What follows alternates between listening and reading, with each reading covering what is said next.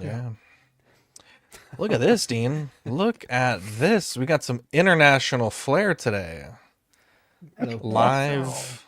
International, Wow. not so much flair, but international. Overseas, you might say. Where are we live from, Shane? Just so I don't make a mistake 2 seconds into the show. Ireland. Wow. I see where you're going with that. I'm just mad about you're stepping in. I'm live from Ireland, man. Ireland. I'm about like 45 minutes away from Dublin. Wow. How far away is Glasgow? Glasgow is it's a different island, but like you. Oh, okay. Yeah, it's about an hour on a plane. Wow. Yeah, it's pretty far. You guys have planes? We do. Wow. We've got running water, electricity. How far is Loch Ness? Gingers. Oh, Loch Ness. Again, jump on a plane for an hour. But that's in your country, right? No, Scotland's a different place altogether. Oh, it's all the same. Oh, I see. What about? Had to get one out of the way. That's the last one. All overseas. Last time I checked, you were white. You're supposed to be fucking my side, motherfucker.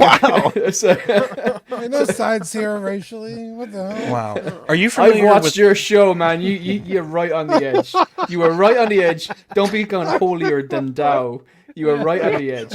I pay attention. Are you familiar with the Isle of Bofa? Oh, I feel this is a trap. No comment. I'm pleading fifth on that. Wow. Well, you can't plead the fifth. You're not American. Not yet, at least. Wow. Not yet, Wow. at least. Ben's pretty close.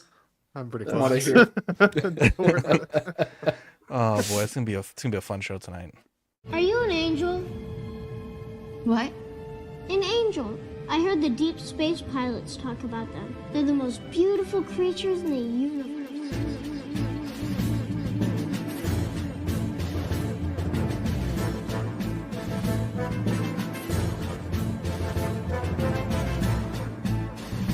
Hello there. We are tonight's entertainment. We would be honored if you would join us. He's got a billion toys.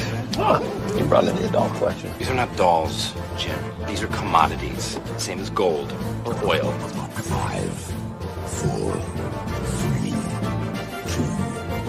1, 0. You are now listening to the Collecting Weekly podcast. Shall we lock in the artillery power? This is the true form of floor gang right here. Very nice. YouTube.com/collectingweekly. Thank you very much. That's very cool. Big. Hey guys, my name is Zach. I'm Dean. I'm Ben. I'm Eddie. I'm Mike. I'm Joseph Shane. and Mary Badfish. Welcome to. Were you hitting the Benjamin instead of saying your words? God damn it, muted. Badfish. No, That's I'm muted on the rookie mistake, bro. You never I was click. saying, You never click the mic, Badfish, because then I hear the clicking every time you talk. State with Gavin Newsom as the governor, right? Seamus, this was your day, man. This was the day they were going to call you Goodfish, but now they can't. Check his Helldiver's okay. account. See if he's online. I'm checking his Steam right now. I'm in pure invisible. Don't worry. Wow, dare you? We have a great show planned for you guys tonight. A little bit of Hot Toys, a little bit of drama in the Lego world, a little bit of Black Suit Toby, and Dean. Before we get into all that, we have a very special segment we start all of our best shows with. Yeah, you guys ready? Oh, yeah. Are you guys What is ready? What was that all about? I totally took a picture I knew this week and I forgot to send it. Yeah, it's crazy work. It's new this week. Yeah, my phone was dead, so I had to wait for it to plug a charge. And then I was like, okay, let me take the photo, and then I completely forgot to send it. But I did take the photo. Dean, That's good to know. I make a point. I'm imagining what it would look like. I make a point to listen to this show on the replay every Wednesday, and every time I hear that Dean, yeah, it makes me happy. And the one time I stay up till 1:30 because I thought it was 1:30. It's actually 1:30. You don't say it. Yeah. That's better. What'd you Thank do you. this Thank week? you. Yeah, I enjoy it in the world, man. Yeah, so Can I you tell finally us about Lucky Charms? Like, I always have them in well, Lucky Charms, you know? well, stuff like Jesus Christ. I'm just kidding. Listen, I'm gonna about get himself 4 pints cancelled. deep, and I don't get any nicer on the 5th or 6th. But okay, if you want to play that game, we'll do that. Okay. Sorry, not- love you, Shade. I'm not an expert, but that seems racial. Just No, Anyway, no, yeah. you can't be racist against an Irish person. Oh, there you We've go. no souls. Jesus Christ.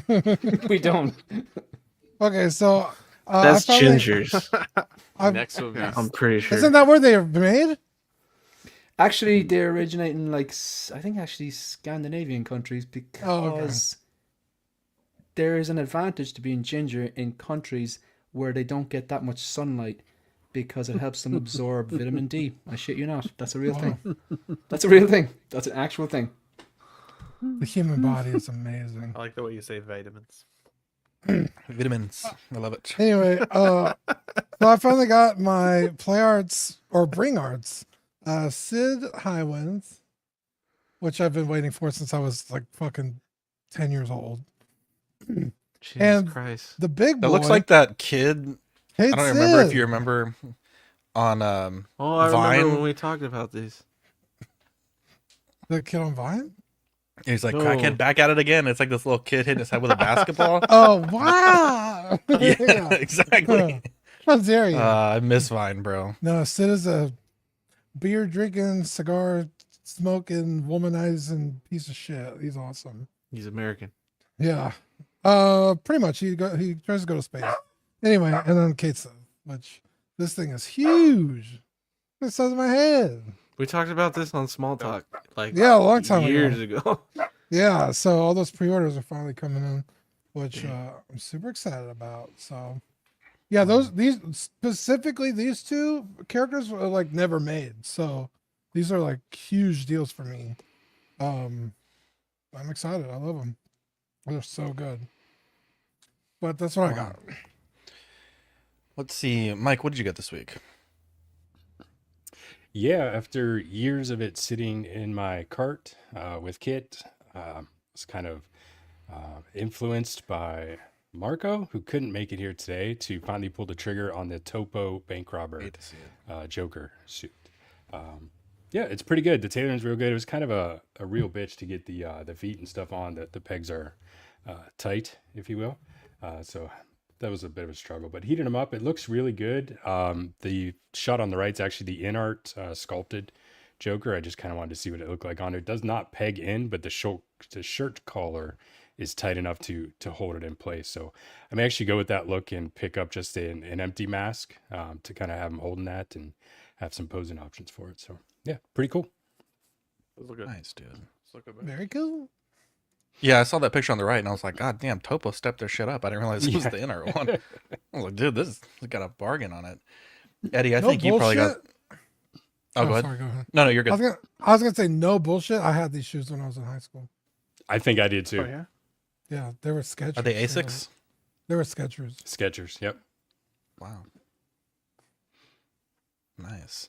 Good times. Eddie, I think Eddie got honestly the best news this week. The fucking GOAT, baby. The goat, huh? Yeah, I got this $50 Marvel Legends, bro. I was gonna cancel it, but they wouldn't let me, so here it is. So You sound excited. Yeah, it looks Wait, dope. what do you mean they wouldn't let you? Like Walmart? Amazon wouldn't let me because it wasn't Oh, shipped, but like it prepared was to shipping. ship. But it does look good. It looks really good. I love the McFarlane eyes. The colors are really good. The blue is like a dark blue, but the articulation looks insane. So, and the accessories are cool. I mean, I'm glad I got it. I wasn't gonna cancel it, but I'm glad I got it because it looks dope. This one I wanted because it's Spider-Man. I'm not gonna get the Hulk though. The Hulk I think is kind of lame. I don't like any of the head sculpts. The chest with the rubberized chest looks kind of dope just to mess with, but for some reason all those head sculpts look retarded. So I'm good. Retired.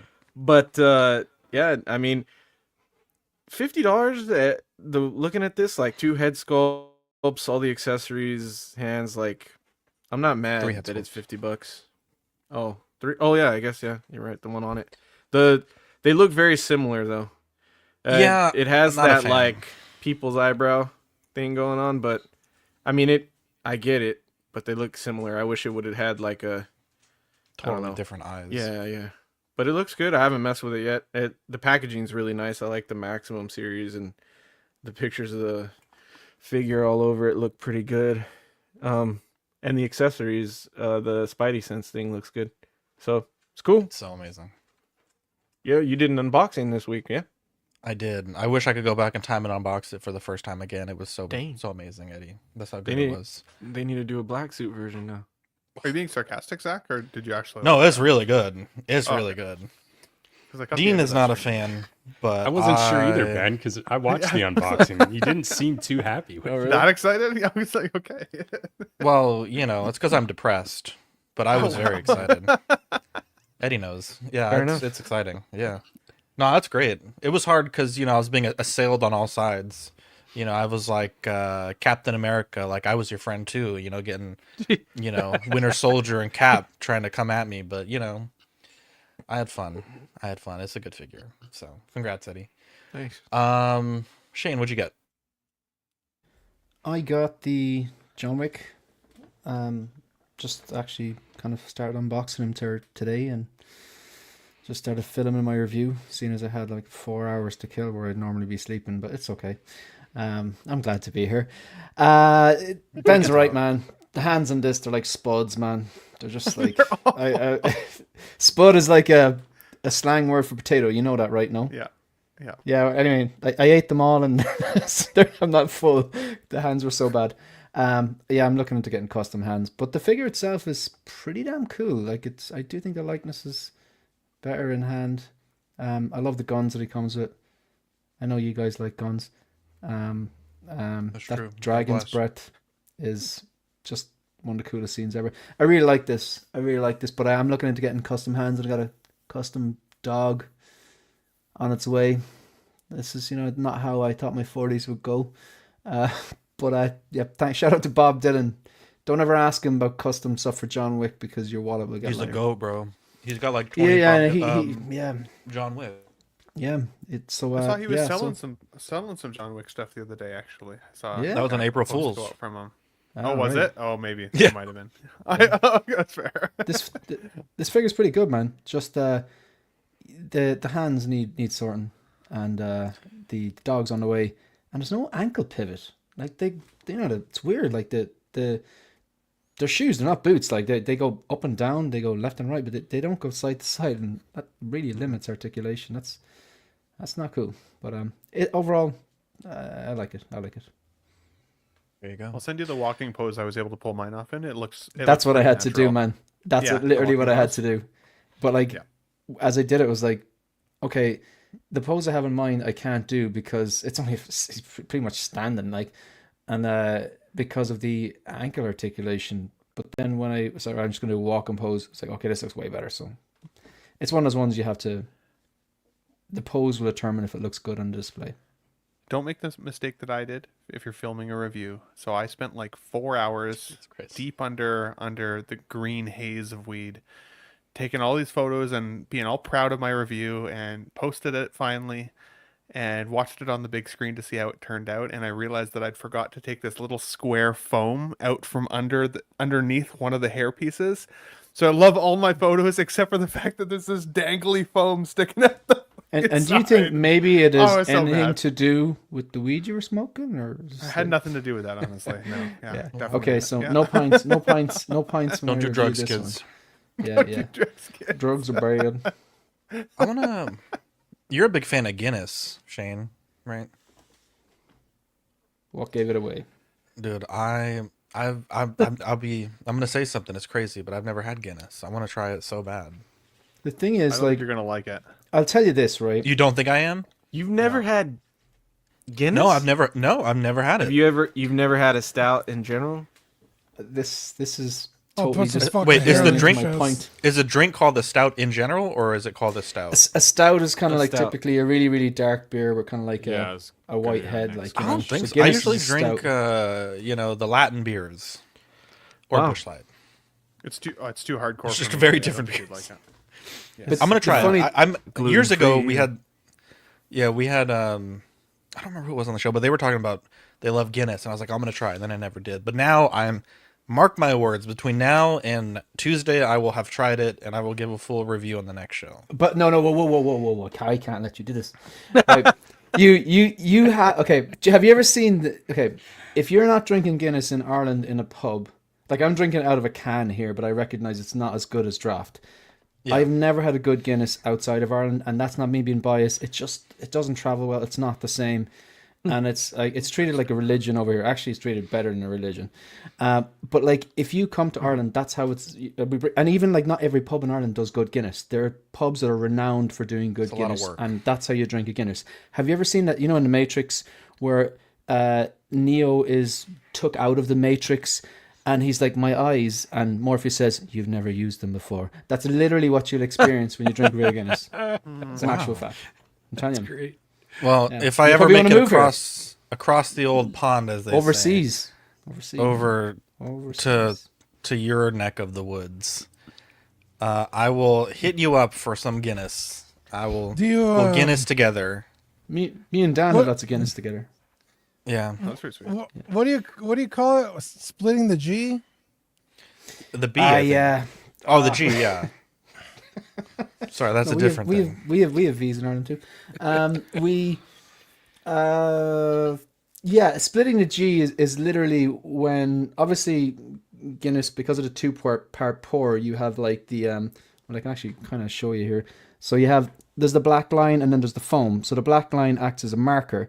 Splitting the G would be when the pint is at the top and you take your first gulp and you try and drink the exact amount so that it kind of literally is in the middle of the G, like, you know? Yeah. It's I think I'd be pretty good at that. Yeah. It takes a man of focus and determination to. Yeah, I just don't drink a lot of beer. Yeah. You can learn. Everyone always said that growing up. Everyone was always like, oh, you'll get used to it. I still can't stand beer. Yeah. I don't like it.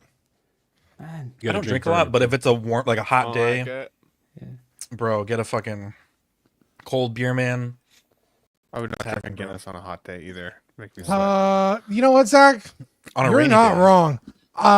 It hits like a spot that is like, dude. you know. Yeah, the back when I had to do that wedding, a couple Oxcons ago, we were doing like all the you know, the groomsmen and stuff, take photos and stuff. It was hot as shit that day. We're out there taking photos. A suit, bro. In a suit, and they were like, okay, you're done. So you could go to the, you know, the party or whatever. All they had to drink was alcohol, and I was like, fuck, like I don't drink beer, but like that's all there is. So I grabbed a fucking ice cold beer. Oh my, it hit a spot that dude. I didn't even know was there. I think it might be the equivalent of like the G spot, right? Like It might be like the B spot, because Guinness, man. Yeah. Guinness spot. Yeah. But that was the last time I drank a beer. Was that 2 years ago? Dean, at that wedding when you were DJing, did you hit them with Pursuit from, is it Gesaffelstein? I Gesaffelstein, dude? No, dude. I'm telling you, man. You I hit them with wish, Pursuit. dude. Congratulations on your marriage. Dude, that song fucking rips, dude. Yeah, it goes hard. Speaking of going hard, we got some hard boys in the comments. We got Sam Gist, Toy Mafia, King Dingling, Katera, Trevor, Mike the Cisco Collector, Sean Forrester, Trevor Weed, Six Guns Figs, Ben Thomas, Jason Nelson, I guess Katera's real account, Grayson Stevens, Moose, Big Rib, Ermac. I know, I love it. Nameless Void 53. That's it. That is a great username. Sean Forrester, Eddie Money Mendez, Moose playing his cards right. Ordered 4 Maximum Spider-Man. Love that. Grayson says the Hasbro Pulse Spider-Man 3 Black Suit Bully Maguire sold out fast. Just the goat. King English, I thought Zach was going to say Guinness these balls. That would have been really good. That actually would have been really clever. Sam says try an Irish car bomb. Equana sounds as complicated as finding the G spot. Let's see here. Benjamin Rue, Defet, Cylon, Valkyrie, Magnus, What's up, ladies and gentlemen? Shane, I don't know where Shane went, but he got a coin or some book of coins. I don't really know what any of this is, so we'll have to have him come back and tell us about his coin collection. And I'll just skip all this. We'll just skip all this. I love the Maximum Spider-Man. I know it's an acquired taste, Dean, but boy, I like me a good Spidey. I've never seen that pose before. Never before seen Badfish. That's Whoa. right. Never before seen. And Why do you not like it, Dean? Because his Sonic was better or something like that. I'll be No, honest. The excuse was really stupid. If I'm being honest. it's a regular Marvel Legends. No, it's not. Zach, you already Has admitted it new should articulation. be $35, so we already It won should this be. argument. It Yeah, should so be, we but already it's won the not. argument. And it sold out at 50. It's selling out at 55. It didn't sell out. It did. It was sold out, and then they had to make more. Yeah, it did. When it says sold out, that means it's sold out, bro. It was still up for pre-order before it even came out. Yeah, it's sold out, then it went back up for pre-order, then it sold out again, then it went back up again, and now it's sold out again, and I think it's back up again. That's how maximum it is. It keeps pushing the maximum quantity. Amazing. You know? Anyway, Maximum hope. I at the end of the day, I love it. I spent my money and I'm happy. So you should be happy too. That's what counts. Also, Maximum shout out hope. to Lane. Maximum. You know what? I'm not doing the giveaway for small talk. You guys don't deserve it. I'm keeping both my Maximum Spider-Mans.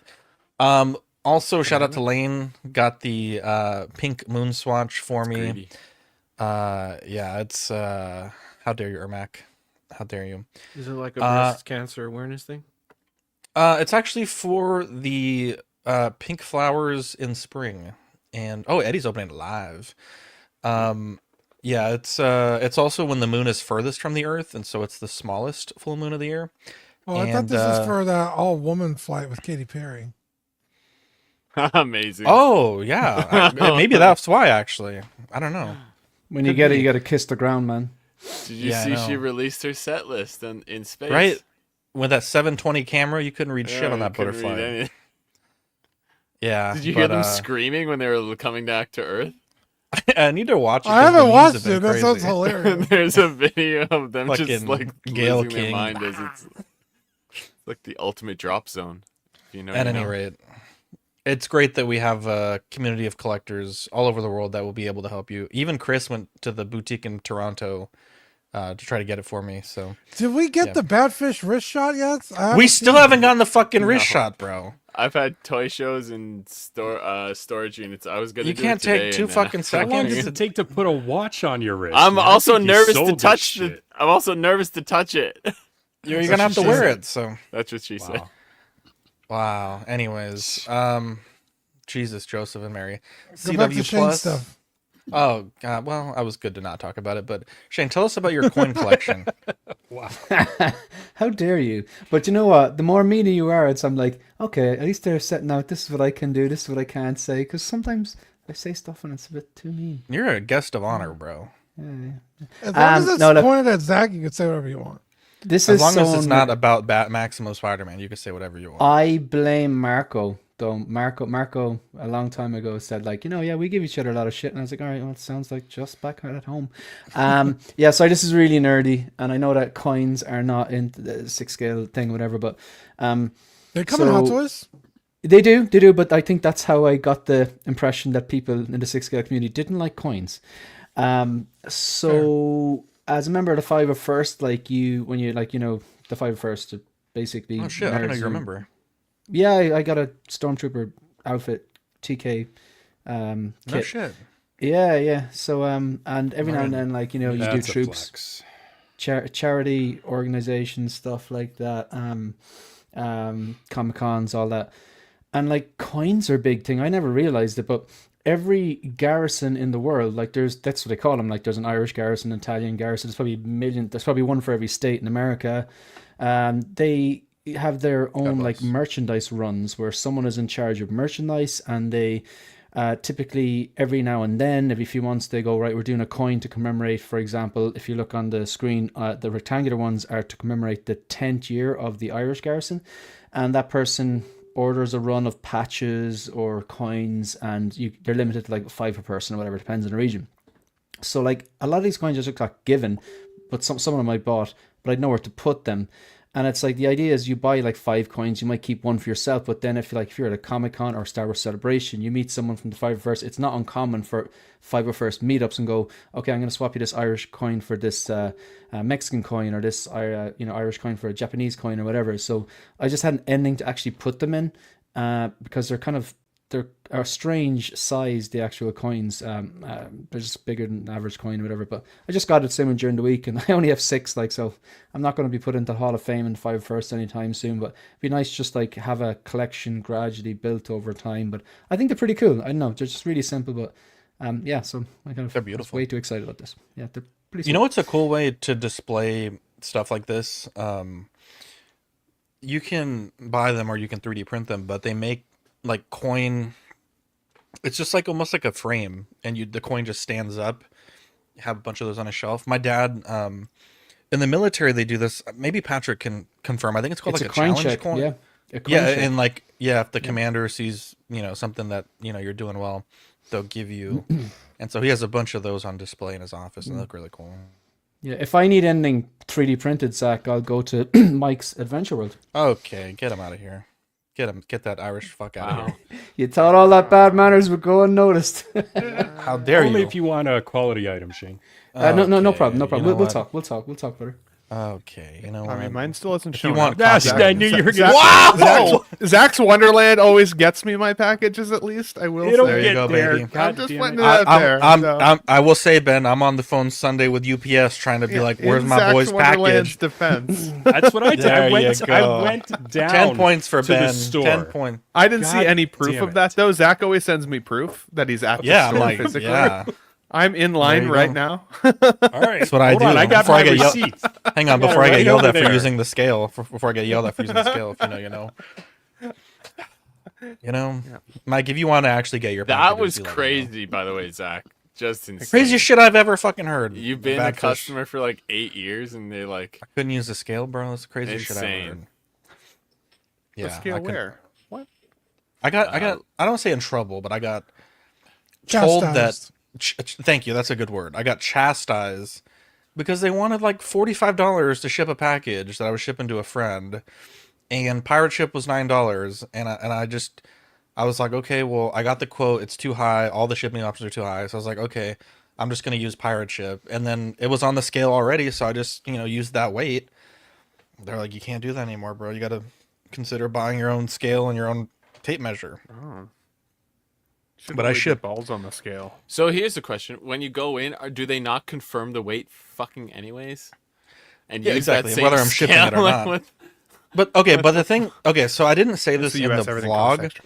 I didn't say this in the vlog or on After Dark, but I feel like sometimes they, like, for example, if the box is 6x6x6, sometimes they'll measure it as like 6.5 or like 7, which isn't nefarious on their part, but at the same time, that's how they're measuring it. So it's not so much a fact of like, I need to measure it myself. It's like, well, what do you consider the dimensions of this? Because you're the ones that are going to be, marking it for shipment as well. So that's also part of my rant about it. But at any rate, you also Zach, got a wall panel. I always go the extra effort and add an extra inch to everything I measure. So Yeah, if my dick Take is that 2.5 advice. inches, I'm going 3.5, bro. At least. I'm rounding up, bottom or too. Man, Top. everyone does that apart Never from Ben, measure I- from the I top, feel. Badfish. Ain't nothing but hurt feelings from the top. Never. Really? Bro. I'm measuring I should from the bottom, bro. I should try from the bottom then. Yeah, that's a rookie mistake, bro. Ermac, yeah, we are going to talk about the tariffs after we talk about our PPs and other Lego stuff. So, but we will. We will. You got some wall panels. I'll do this really quick. So, the angle that I stream from, it's kind of just the way that my room's set up. I kind of have to have the angle like this. I like it. It's fine. But I used to have artwork just on the wall there, and I always thought it'd be kind of cool to have some sort of a light up panel or whatever. And I just saw this, and I like Megan my fiance got it for me for Christmas, but I Lovely. only really actually set it up maybe about 3 weeks ago. So it's not like necessarily new, but it's just relatively new setup. It's cool because you can change the if you're Make it in a yellow. bad mood and I'm doing a pre-order preview video on something I don't like, I can go dark side, and if I like something, I can go light side. So Andor is going to be light side, isn't that right, Eddie? And if you talk Batman and Robin, it's going to go dark side. Wow. Yeah, you like that, don't you, Eddie? Yeah, you bad boy. Wow. It Love only you, goes Eddie. white and red, or does it go other colors too? It goes rainbow as well. No, it's white and red, and it's I pretty hate to see binary. it. And there's a music setting where apparently I don't know what it does. It changes. There's like a rhythm to the music. You know what? In the review, I'll whack on some Daft Punk for Dean. No free plugs, and get please. Dean Oh, on the dude. place, you know, Hey, so, yeah. Are you gonna say where you got it from, or in the review? You Twitch? just I said. think it's Oh, a what? UK No, you said Jedi Megan got it for Archives UK or something like that. Is it I officially will put it- licensed? Yeah, it is. Yeah, it's just, and I yeah, it says that. I also, it is. Dean, I only understand Pro half move, of Big what he's Rib. saying right now. Yeah, I'm gonna need to put some subtitles or something because I have no clue. Never before. So mean. Wow. So mean on this show. You hate to see it. What happened to us? No, I don't know. CW Plus. We're talking our guilty pleasure YouTube channels. Become a member, 99 cents if you're a Patreon member, $2.99 if you're not. You get loyalty badges, chat emojis, and at 1 year you'll get an exclusive Sapphire icon sticker. Which Shane, I actually do need you to send me your address because you have earned yourself a sticker, my son, and I gotta get it to you. Zach's yeah. Wonderland, international shipping available. It's unlike Mike's 101 Adventure World. overseas. There you go. Did they cause baby Dean, the show where we ask and answer? Did they cause baby? Starting with Cassian Andor. Never thought I would ever see this figure ever in my entire life. And ironically, the one person who probably cares about this the most is not here today. I will say I do not like the hair sculpts. It's a bit thick. Chunky. And I guess he's got that thick Yeah. Chicano hair. So maybe that is accurate. That seems racial. Something about the hair, like the quality of the I should say the quality of the hair sculpt to me doesn't match the quality of the portrait. Pricing wise, we're looking at $275 releasing April to September 2026. I genuinely thought we would never see this. It almost, Dean, gives me hope for a Poe, for a fucking Cal Kestis. Like, Dude, and rebellions are built on hope. collections are built on hope. I couldn't fucking believe this, Dean. And it kind of makes you wonder, are they going to go back into the well? You know, they obviously are K2SO. Yep, thank you. Bays. Reissuing other characters that, you know, are quite expensive on the secondary market. They never made Bodhi, right? Yes, Saw. No, That'd be a good one. No The Bodhi. Borgullet. No Bodhi, bro. Oh my Doing all gosh. the What do you think about graveyard this, stuff, Dean? Maybe. Latin, baby. Brown boys. I fucking love this. I've been wanting a Cassian for as long as the first movie came out. I still have my Jyn Erso that's been waiting for a Cassian, so this is an easy pickup for me. Also, the reissue of K2SO, amazing. The only reason I didn't buy K2SO to begin with was because there was no Cassian. And, you know, K2SO and Jyn Erso have a cool, fun little repertoire in the movie, but I was like, I really need Cassian before I got to K2. So the fact that they're doing them both now is really good news for me. I like this a lot. I love the likeness. I think they nailed it because we were looking at some that were like custom, and I was like, what in the fuck is wrong with his face? But this one looks fantastic. I do agree with you. The hair is weird, like especially over the ears, looks very strange. Almost like it was supposed to be like a swap out, which if I remember correctly, the Jyn Erso has a swap out hairpiece for that like gas mask thing that she wore. Yeah. So it almost makes me think like this is like an old figure that they just retooled.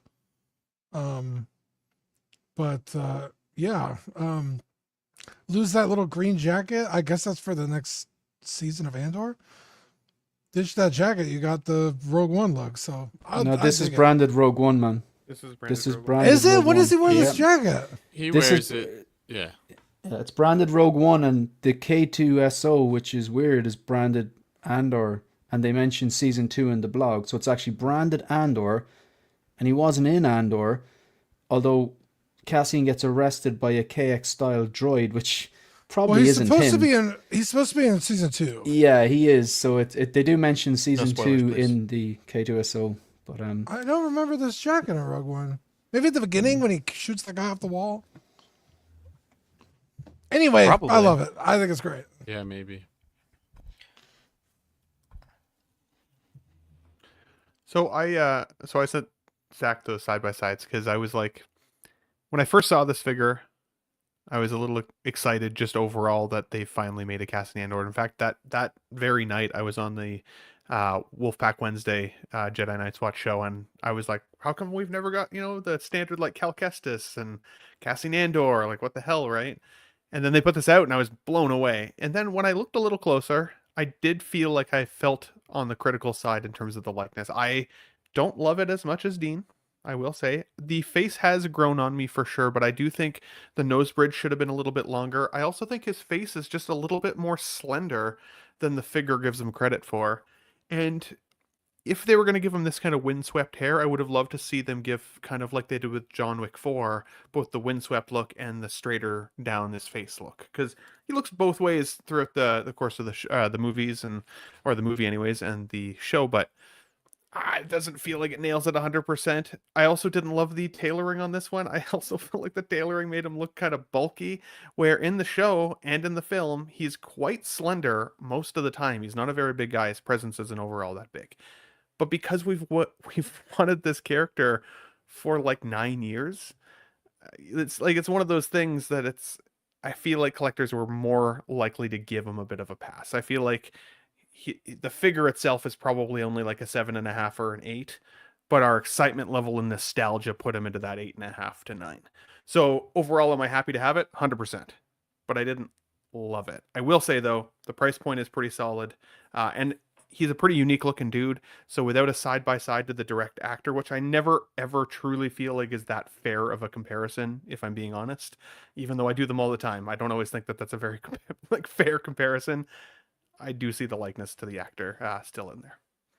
What do you think, Badfish? I agree with like 90% of the stuff you're saying, Ben, and we had this conversation already. Mm-hmm. I think the only two things I would kind of, as you would say, challenge you on is that, like, I think it's absolutely a fair thing to do a side by side because that's who they're trying to capture. I get that it's never going to have, the same fingerprints or DNA or whatever, but like it should be pretty damn close. But you're right in the sense that he's a leaner man, so I think I do think the sculpt is, no question, looks like Diego Luna, but it's just everything's a little bit wider. Like the face is a little bit wider, the tailoring's a little bit wider because I think he's a leaner, kind of more slender man than the head sculpt or the figure would lead you to believe. But I do think I still think it's a banger. So the only thing I disagree with you on, I don't think people are giving it a pass. I think I gave the Doc Ock from No Way Home a pass because the overall figure is fantastic, but the head sculpt, at best with the glasses on, even with the glasses on at best, could you give it a 6 even? But it's just the overall thing is really, really good.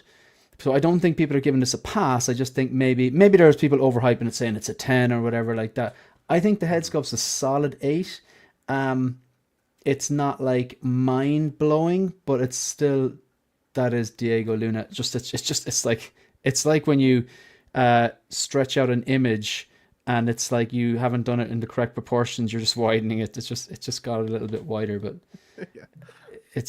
I'm glad they branded it Rogue One too, because as much as I would love an Andor branded Andor, and I've gone on about it for a long time, it's not about what I want. It's kind of more about what makes sense. Like the Rogue One collectors have been kind of crying out for this and Baze for the longest time, and it does make sense that they do this.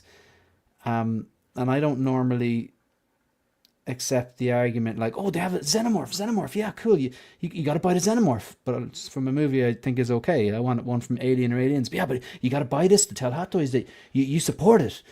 No, I don't. I'm going to wait until they do an Alien or Aliens, or I'll do it out and I'll accept it. With this one, though, the difference is that this also comes from a movie which is an absolute banger that I loved a lot more than, say, Alien Romulus, that I'm like, yeah, okay, I've got now a Rogue One branded or version of Andor, which is going to be fantastic, and I'll hold out and keep on hope for the Andor version of Andor if it ever happens. But Loved I'm really it happy more with than the this. sequels, which are Star Wars canon, right? Like I loved Rogue One even more than the sequels, 100%. I love Rogue One. That's a joke, yeah? That's a joke? That's a More joke. than the Okay, God, yeah. sequels? I like Rogue One more than the sequels, the prequels, and a lot of stuff. Like it's just bloody good writing. Like, have you seen that Stellan Skarsgård monologue? So I good. burn my So life. He burns his life, man. Do you know? Yeah, that's good. I like yeah, it. this It's is a good this is impression, awesome. actually. So Very happy, good. so happy. I thought he was on So the happy. stream. I'm telling you, yeah, exactly, yeah. Why didn't I get Couple that more casting call? Guinnesses and he's gonna come in. Yeah. They'd have to use subtitles. This is why. Badfish, what do you think about this? I mean, this is tempting. If they're gonna be reissuing all the Rogue One, I have nothing from Rogue One, so it's kind of the only reason I'm trying not to dip my toes into these. But anything Star Wars is always gonna tempt me a bit. So and the sculpt is really good. They could do some work with the hair, but it looks better on the right there. Maybe it's just further back, but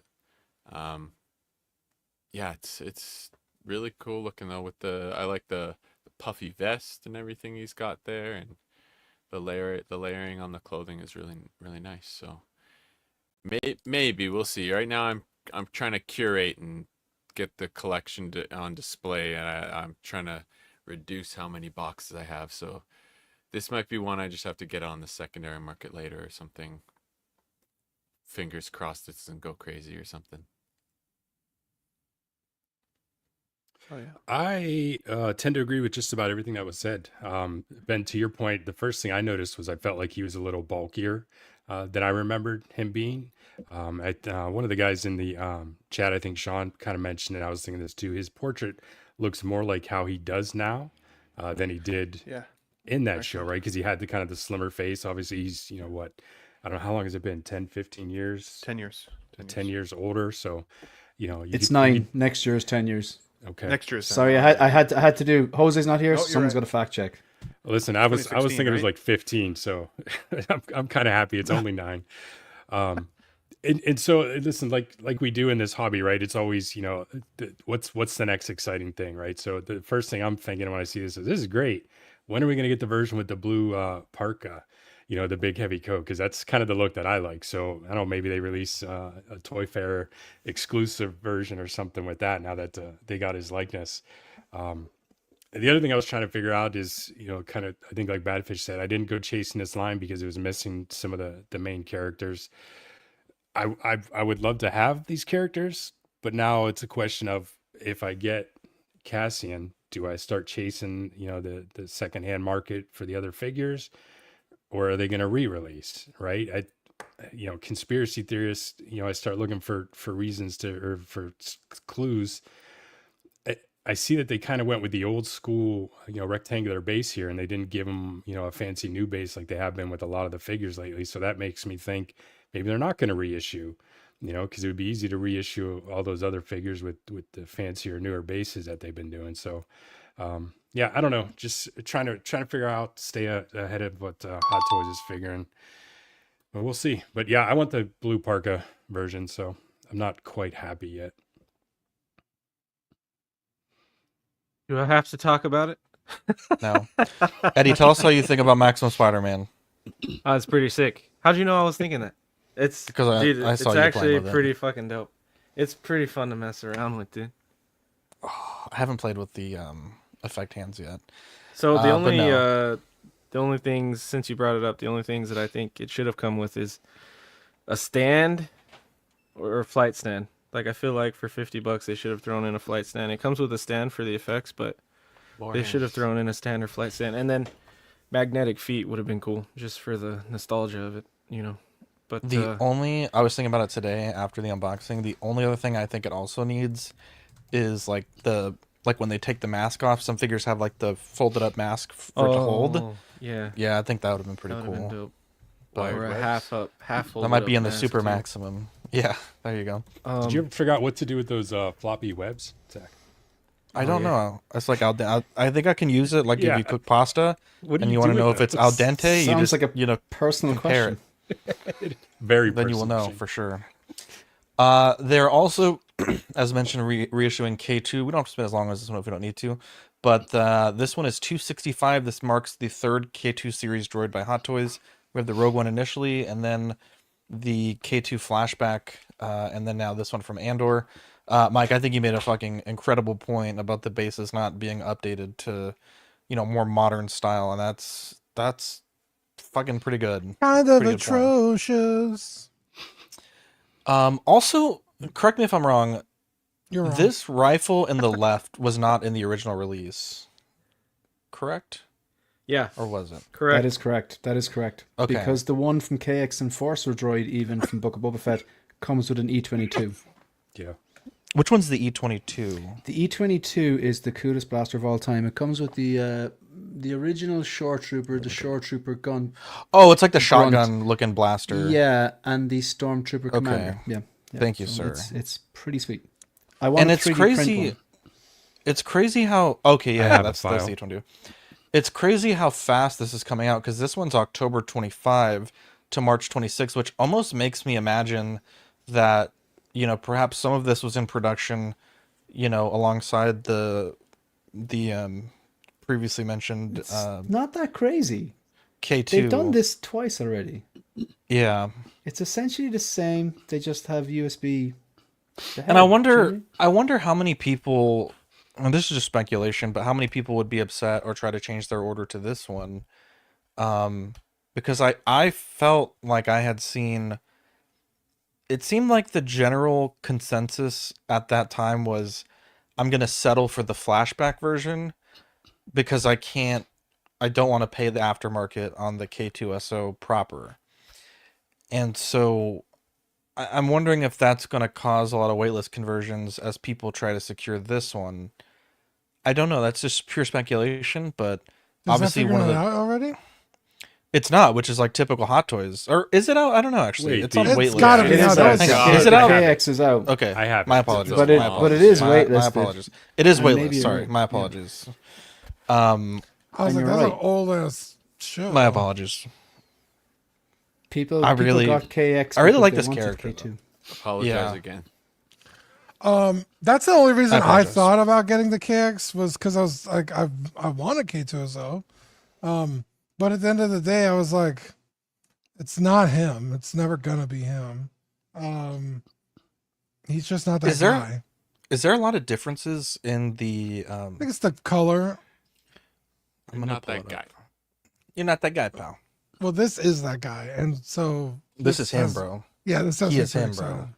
excited. Dude, he was like the best part of the movie for me. I don't think the Minus KX the has Vader the scene. yellow. Yeah. Oh, okay. Let's see, K Enforcer Hot Toys. And I think some of the scuffs, the paint scratches, are different Yeah, I'm not sure if I've- you're trolling. but- between the two. There's- I it's I hard have to- the Enforcer droid, but I got it strictly because I have a droid shelf, and I like the look of this, so it works perfectly for what I was doing. So, but given the price for this, if I decide It to go does down have this the line, yellow. I wouldn't mind picking this up, especially with the USB light up. It does have a little. Are you talking about the yellow in the underarms? Yeah, is it in the KX one? I thought it was a different color. Orange. Like, it makes sense. Why would he be any different? He's Yeah, literally a it's the reprogrammed same, version of the original droids. Do you know what I mean? I almost wonder, like, That's true. if you have this already, like, it's not him, right? Obviously, but could you say, like, oh, this is the battle damage, like, right before he dies version, like, because he gets Spoiler. pretty weathered. He gets pretty weathered towards the end. I think it depends on the size of your OCD. Like, Yeah, I think there you that's go. what it comes down Like, to. if you could, I 100%. guess my question is, if you can get this guy for like $100, like, is it worth the premium to get actual, the goat? Oh, I couldn't do it. Some normal person could, but not me. Yeah, No, not you. yeah. For me, it's kind of like Zach. Whenever you and I would like work on like custom figures, and you're like, "Well, just put some sticky tack on the head. No one's gonna know." And it's like, "But Well, you I'm will gonna know. know. I know that Yeah. it's not K2SO." So yeah, it would bother the fuck out of me, which is why I never ordered sure. that one. But I mean, hey, it's just it's nice. a to have deal options comes as well. along, so good that it's like I could turn the other way. You never know. Repaint it. Yeah. Well, there you go. Anyone else have a take on this? Can you guys confirm Yeah, whether there's I any wanna- die cast in the previous versions? Because I've heard some The- people say Yes. that there is, but there's no die cast listed in the description here for this one, Yeah, so I didn't it's- know if it was the For same. the Enforcer droid, it's in the bottom half. It's in the legs. Okay. So you have the weight keeping it from falling over. I'm almost surprised they didn't advertise any of that, especially at the price point of $260. A couple weeks ago, Eddie and I had good back and forth on price point and price point really conditioning, die-cast? and talking about how like if the price is low enough, sometimes there's figures that you're like, damn, how could I just like not get one of these at that price? And like that's how I felt about this guy when I saw it initially go up. I'm thinking, oh, it's easily in the 300s. I don't know why I was thinking that. It was just my initial gut check. Especially with the USB light up and the size of them and all that good stuff. And then so I saw it at 260 and I'm like, oh my god, like I actually might want to try and get one of these at some point. It was at that price point that it's almost worth the trouble. So And if you think about it, Ben, like this droid was a hit. It looks cool. It's a tall, imposing looking droid. It's going to look great in the shelf. It's from Rogue One, which was a fantastic movie anyway. And this was one of the fan favorites, one of the favorite things about the show. This guy's sense of humor. Also, he had the heart. I don't want to spoil it for anyone who hasn't watched it or whatever, but Jesus. it goes all. So we're right on the cusp of season 2. If season 2 of Andor hits, and we know that this droid is going to be in it, the hype and the hype level for this is only going to go one way. So it's a great opportunity to get the actual K2SO and not pay $700 and don't have to go and get the KX Enforcer droid and it got the USB. Yeah. It's a great opportunity. This is an interesting. Alvin said the K2 is 229. We're looking at 265 now, and I believe that is before tariff surcharge. I don't know what the rate of inflation between 2018 and now, but I don't think it's that high. And it's also like you have the molds. Definitely not that high. That's for sure. Yeah, it's probably like comparable to like 250.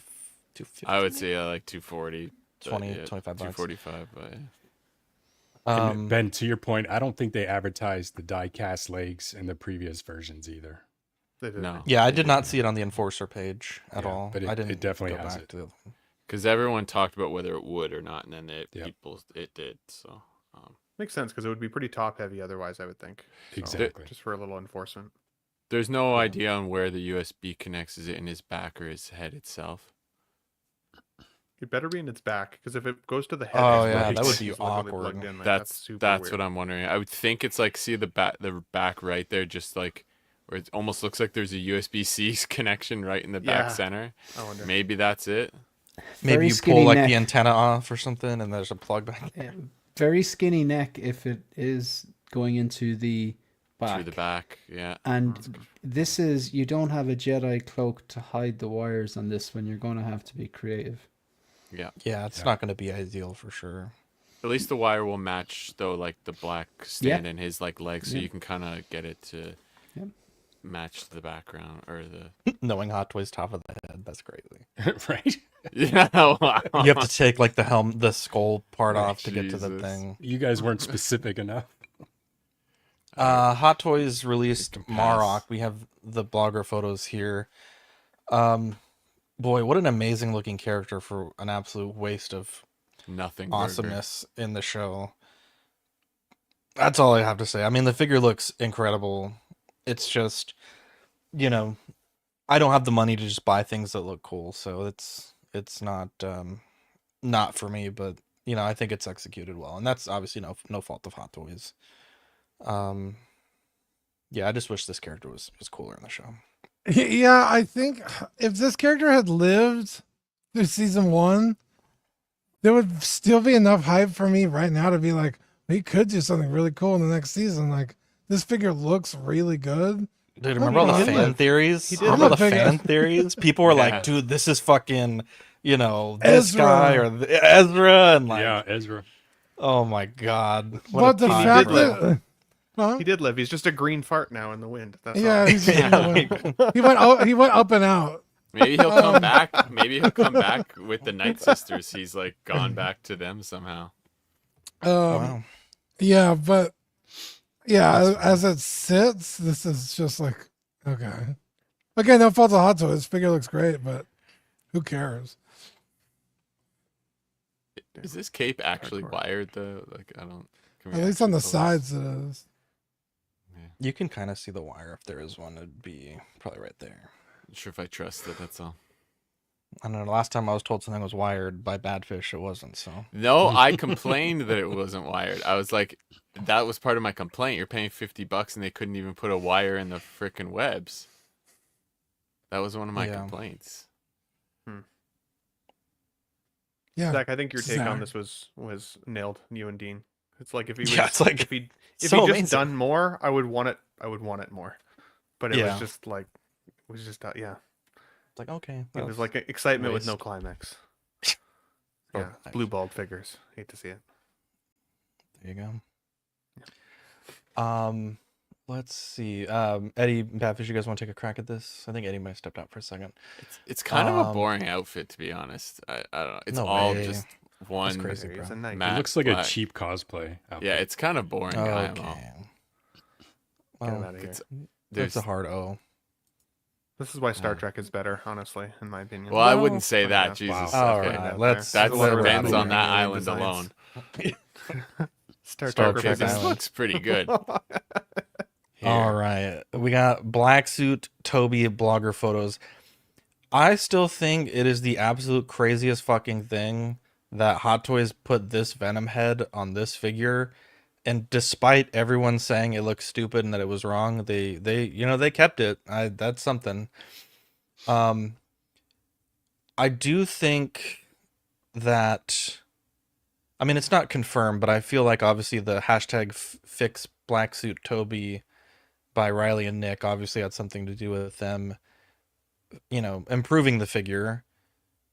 I think with any of these campaigns where we're trying to make a change, you're not always going to get everything you want. In my case, it was the pants prints. I think in Riley and Nick's case, I think in their words, I believe I've seen at least Nick say that he feels the mask is actually worse than it was initially.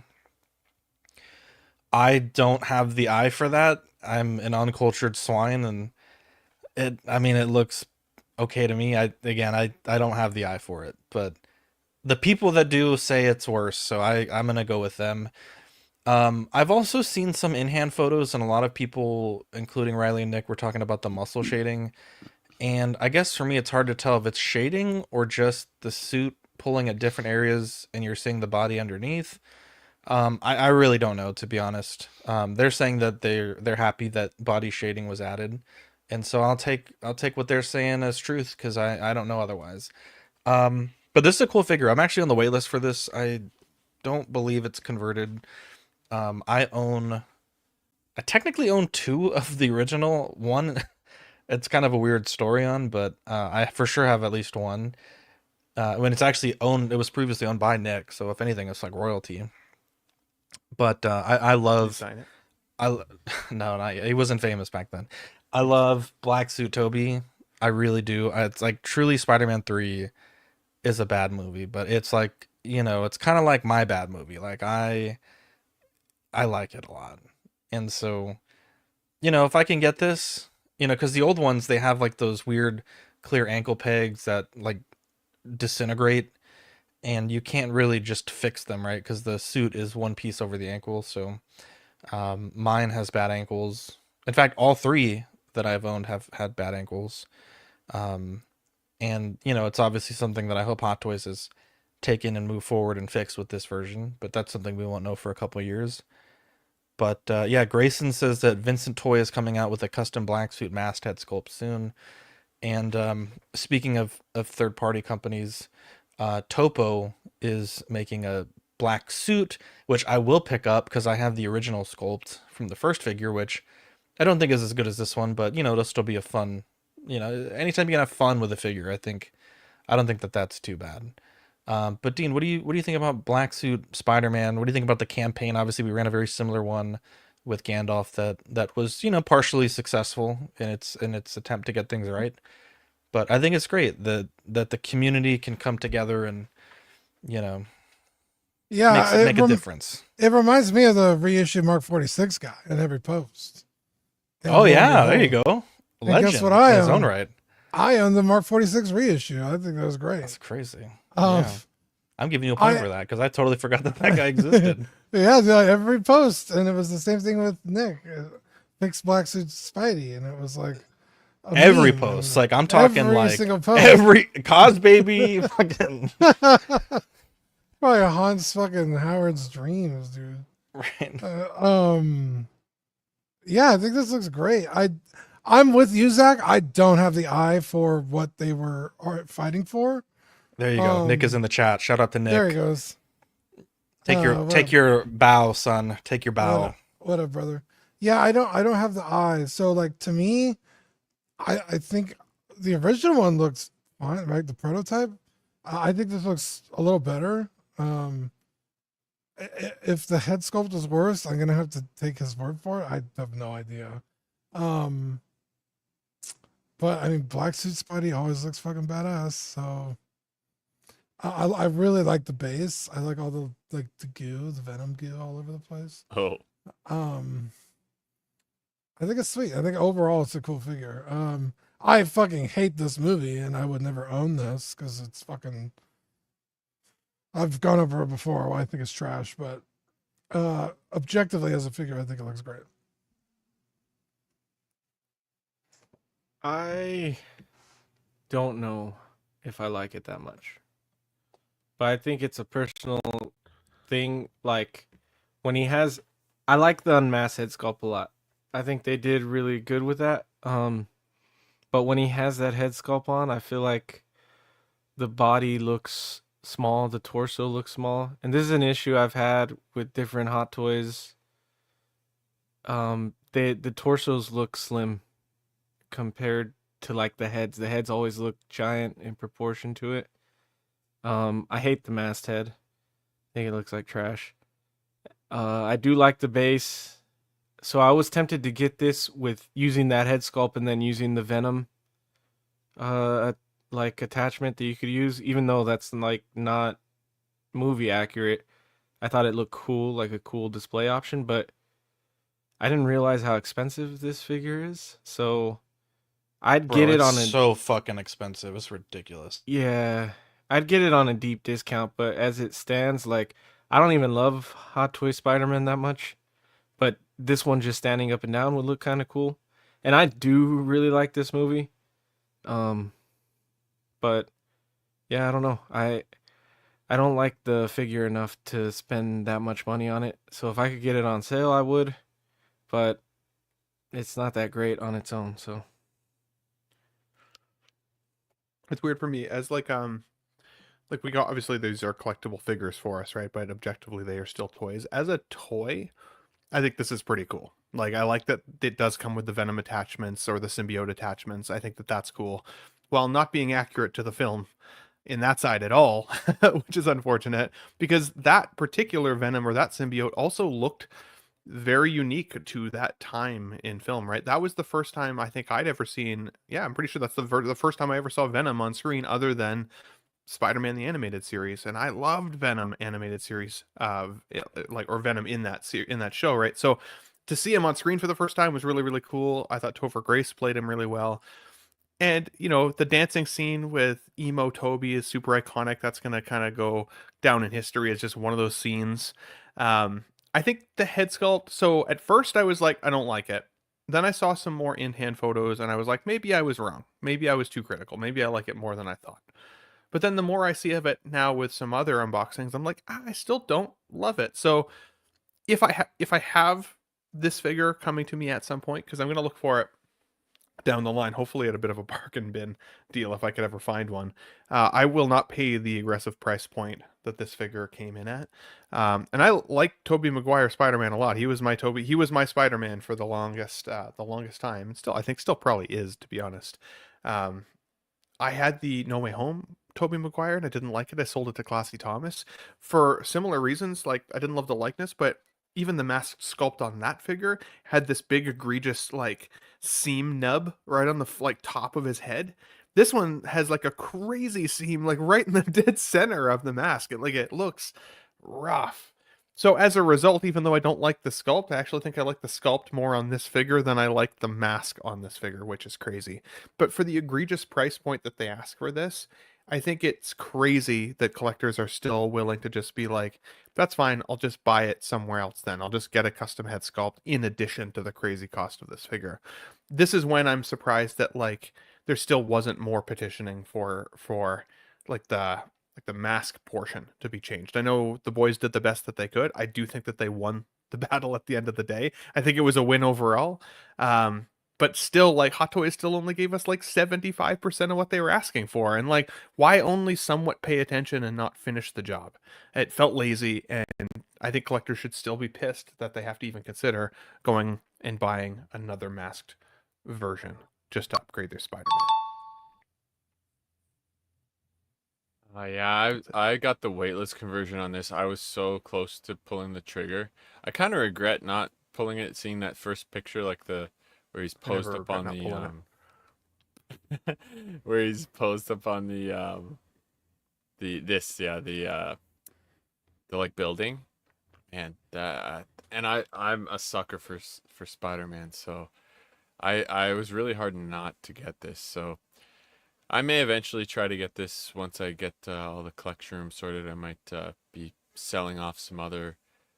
Eventually, I'll be selling off some Hot Toys possibly as well to get things curated. But this might eventually be on the list because I took the Hono suit as like, okay, that will be the black suit Spider-Man I have for now, which I'm still happy with getting, but and it's a better price point. But I don't know, this still looks good, even though I don't think the movie's that great. I don't really care. I just think black suit Spider-Man looks cool. Yeah, I think I echo your guys' thoughts and opinions on the figure overall. You know, Toby in these movies, that's a Spider-Man of my generation. I have gone back to this movie so many times wanting to like it, and I have failed every time. I just can't get with this film. And in fact, even though this looks cool, I always thought it was just annoying that in the film, all the symbiote did was just change it to black, right? It still showed the webs. There wasn't enough change like you would get to your classic black suit Spider-Man. So I just comment to the movement that Nick and Riley had with this, and I'd said this from the beginning, and I kind of stick to it. As much as I love the pressure that they were trying to put on Hot Toys, my stance was always, I can't see Hot Toys fixing this thing, because why would they want to give in to that pressure? In terms of, if they would have given those guys everything they wanted, every figure that comes out that we have a problem with, it's going to start the same thing, right? Every figure's out there's going to be, hashtag fix whatever, right? We see the post every time a new figure drops. Here's what's wrong. Here's what they should fix. So as much as I love that they were so passionate about it, because we should always be like that, I felt like there was no way Hot Toys was going to give in to all their demands. It's kind of like, we don't negotiate with terrorists kind of a thing, right? They could not come out here and fix everything, because it would have been a never ending nightmare for them for every figure. Did you just called Nick? Stop it. I felt like they got probably as much as they were going to. So I think it's definitely a win. I'm happy that those guys are happy with it. I would have personally, it would have been nicer to see them fix the mask than maybe add like the suit shading. But, I guess everybody's, what they want to see is different. But I think they got the best they could out of their movement. So I hope they're happy with it. If they're happy with it, frankly, for this figure, that's all that matters to me. So congrats to those guys. Straight to Venezuela. What exactly was fixed? That's not what I meant, Nick. God damn it. What was fixed? Send him to Sorry, that nasty prison. I think it was the body. I think there was a lot of problems with the body proportions. Yeah, they fixed the. They wanted like a proportion, they made 'em muscle bulkier. body. Yeah, Yeah. And they did, I guess, some suit shading, like in the abs Muscle section. shading. Yeah, And it's hard to see it. The spider logo. I No, believe, yeah, was I remember also- now. There was a post, wasn't there? There was like Yeah. a post that was prototype versus the actual on-screen version, and I think, if I'm not mistaken, the body that was used in the prototype was the same or similar to the body that was used in the Tobey Maguire No Way Home, which wasn't great. Come. And then I did see the blog. Marco, good to see you, pal. And I did see the blogger images, and I did notice the shoulders seem a little bit broader. And I think I don't know, maybe there's a difference in abs, but the sculpt is still poor. Would that be correct? There's still the seam, there's still the inaccurate lenses. I don't have the eye for this, but is that the gist of it? Yeah, I think they said, and again, like you said, I don't have the eye for this, but I think one of their complaints was it seems like the where's breathing into the mic? Please stop. The masks are like sunken into I'm the eating skull. chocolate nuts while I go. Jesus Christ! Don't worry about it. No, it wasn't you, bro. Who was it? Oh, Shane, you bastard. Anyways, like the I'm masks... muted. I literally was just muted. Yeah, it stopped when you muted. The lenses, Nick, maybe you can correct me if I'm wrong, but the lenses were like sunken into the mask rather than like popping out of the mask, and they're saying like those would be in the skull basically, to fit like that. Again, I don't have the eye. I think the spider logo was also changed or something, but I could be wrong. I don't recall seeing that. I thought that was something wrong with the spider logo, but Nick's the legend, bro. Nick and Riley. It looks good though. Like I said, so I watched this movie once. I won't watch it again.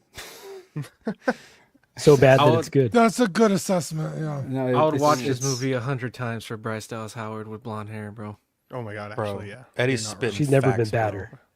Never, bro. Never, a ever. great Gwen Stacy. Dude, freaking Topher Grace praying to the Virgin Mary to kill Peter Parker. Craziest shit in cinema. Movie kind of bangs, bro. Absolutely Kinda bangs. craziest shit I have ever seen, bro.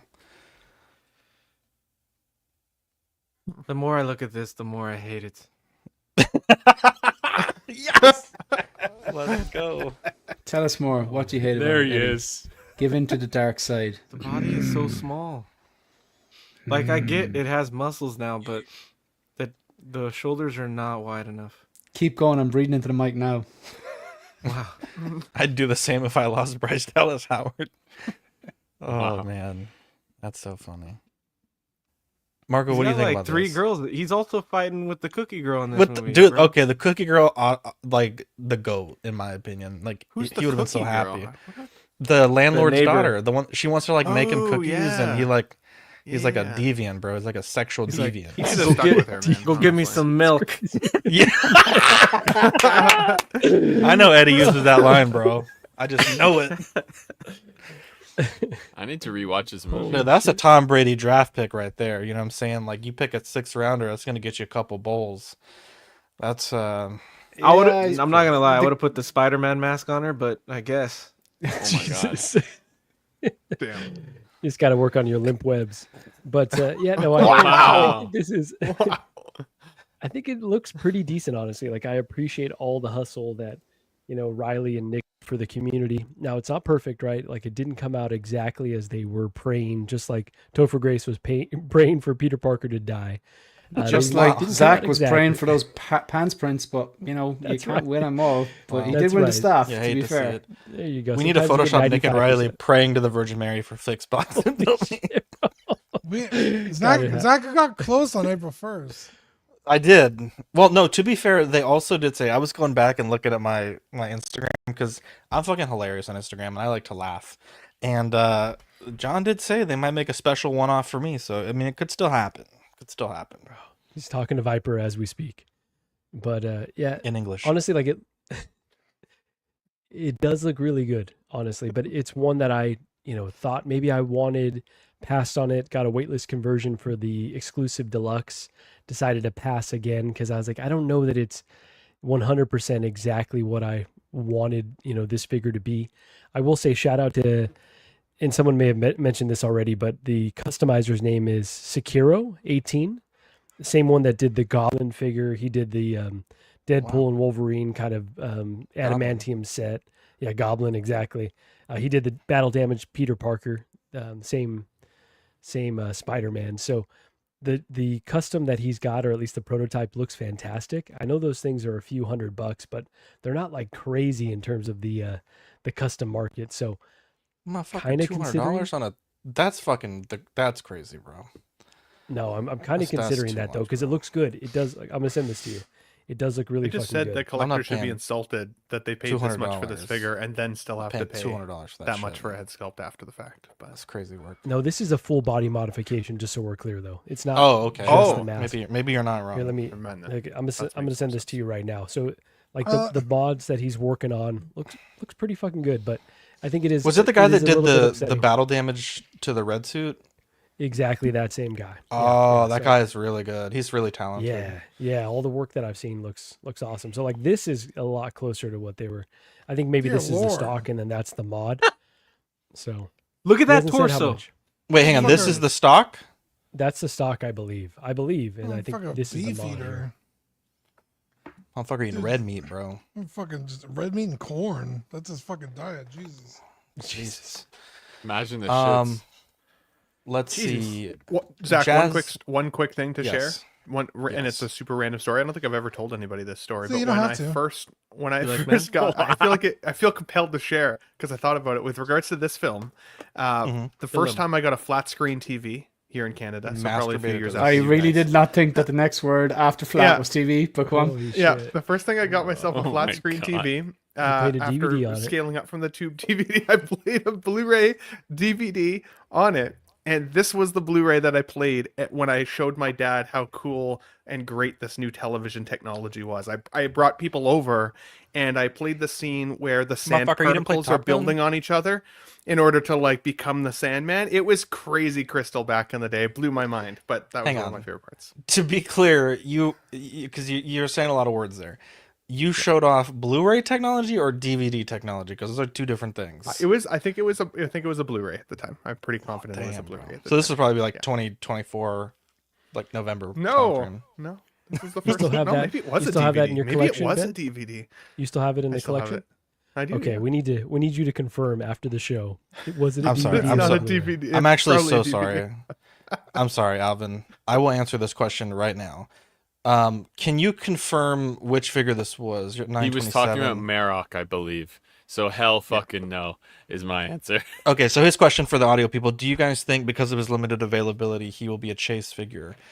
I think it. Hang on. I think in order for it to be a chase figure, right? Like the availability is a part of it, but I think it also has to be. What's the word I'm looking for here? More than a fart in the wind. No, it's gotta. He has to have done something significant and also be a low print figure. I think if he comes back in season 2 and they don't make a new version, absolutely. I don't think low availability plus not really doing something super cool would make it a chase figure. I do apologize. I completely missed that. But yes, I don't think it'll be a chase figure. What do you guys think? No. Yeah, I think if he comes back or they do like a spin-off comic book or something that people enjoy, or that would be like if he shows up in a game or something. Yeah, and they're like, oh, they made a figure of that guy. Let me go and try and track it down. Something to add more context. Yeah, something. But as it sits, no. I heard this was very few things are. Yeah, very few things are chase right now. Even the the exclusives, right? The limited ones that they put up on Sideshow, minus like Anakin, Artisan, right? Like even those you're seeing for sale. I'm seeing Balin Skull, which was arguably a bit bigger than this. Locally he was available. Yeah, for people are discounting that one significantly. So I imagine that's where we'll see this guy in the next few months. People trying to just get rid of him to make room for the Avengers Doomsday figures or whatever else is in the pipeline. Mm-hmm. This Lots of one's Sue destined Storms, for honestly. BSTs. Yeah. BSTs, baby. Like Someone it's thought they not- wanted it. Bros. Bargain Big Bros makes a return. This is like it's. I don't know. I didn't particularly like the Ahsoka show. I don't particularly like the design of the character, and he did nothing. I mean, he disappeared into a fart. I'm drinking Guinness. I've made several Maroks already watching in the stream. That's like, it's just not. Made several. No. You know, there's not high demand for them. Like, yeah. I just see this one inevitably. The sob stories on BST, which some of them might be right, and some of them might be just an emotional tactic to get you to buy. My car's broke down, need the money. Some of them are probably genuine, and some are probably not genuine. Just sell the figure. There are Genuine. singers? Like when leather, Yeah, bro. When you see genuine. the leather, Yeah. genuine. It's up there with film. Okay. Yeah. Alvin J is going to be laughing at us all. Are you when with me his- now, his Eddie? figures are Eduardo? chased. I'm with you. Eduardo. Just like that famous Avengers villain, Tennis. Don't disparage Elden Ring like that. Tennis. Who? Where's Alvin at? I want Alvin to know that I love him. Tennis, man. The Isle of Bofa. Horrible. I'm never going to look at my figure the same way again.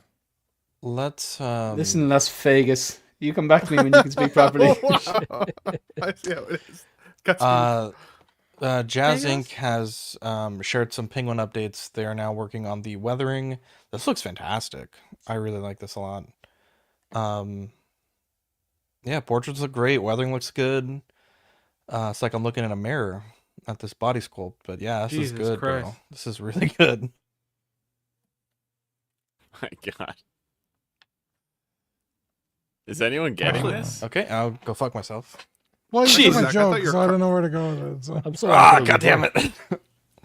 I thought your carded figure looked a little slender, if I'm being honest. So Okay, put it Ben, out you there. fucking. Wow. Duh, Ben. That Come was on. mad. I'm just saying. Wow. I'm just saying. That's Ben, I didn't crazy. think the it ox, was- even the ox father I'm has in. feelings. Holy I'm fucking shit. out of here, bro. I'm God, out of man, here. I thought Canadians were nice. You should say Suri. Fuck you guys, bro. I'm Hey, out of here. sorry. It's a You know, story. you know what, dude? I told Jack Because of, before no, that no, no. Boo this Because- man. Because of the tariffs, we're no longer selling the bin figures, so you don't have to worry about trying to Jesus. find one. How about that? That's a real I chase told right you there. before, Zach, that things have more value to me when they are heavier. That's all I'm saying. Oh, think Wow. Oh my God. Wow. Damn, It's I'm- worse. I must be just damn like- near priceless. Digging He's that a hole, chase man. figure. Digging that hole. He's like Deadpool digging up Logan. This is why we have red lighting, so you guys can't see how much I'm He's blooding. like, Don't forget- no, no, no, no. Zach said Deadpool is overrated. Don't forget that. He's like, I love it that you Someone spill get it. over your No, I jeans. said, It gives me more- what's his more- name? More of you to Ryan hold Reynolds on is to. overrated. No, in small talk, I rewatched some of it. You said Deadpool is overrated and that you don't. Oh, well, like I him. stand by it. I don't like Yeah. Deadpool. I really just don't like Ryan Reynolds, and it's the problem is, it's now synonymous with Ryan Reynolds. So that's fair. Yeah, I fucking hate. I get ads like the most random shit, and it's a Ryan Reynolds ad. I'm like, Mint this Mobile. motherfucker advertising soap, bro. Like, the Mint fuck? Mobile, his just liquor, Betty. his movies, his, Canadian betting. his wife. He's advertising his wife. Dude, she tried Yeah, to he's in the bamboozle fucking- that man, bro. He was in all their fucking promotional shot for her newest movie. Like, it's like, motherfucker, you're not even in it. Why are you? I'm fucking... Team Baldoni though. If you know, you No know. way, bro. That's crazy work, Eddie. Crazy. No fucking way. Yeah, he's Baldoni innocent, could be bro. 100% right, and I'm still Team Reynolds. Jesus Christ. Hey, at least he's honest. I've heard some. No, I don't think this is the time or the place. Yeah, let's talk about this Wow. figure. Bro, tell me when there's more of a time or place. Like I've heard some of the things that allegedly, that the director asked her to do, or allegedly suggested that she do, and I was just like, that seems a bit sketch. But also, I don't really pay attention to celebrity gossip. I hear these things from either someone who's either Team Reynolds or Team the other guys. So it's like, Baldoni. yeah.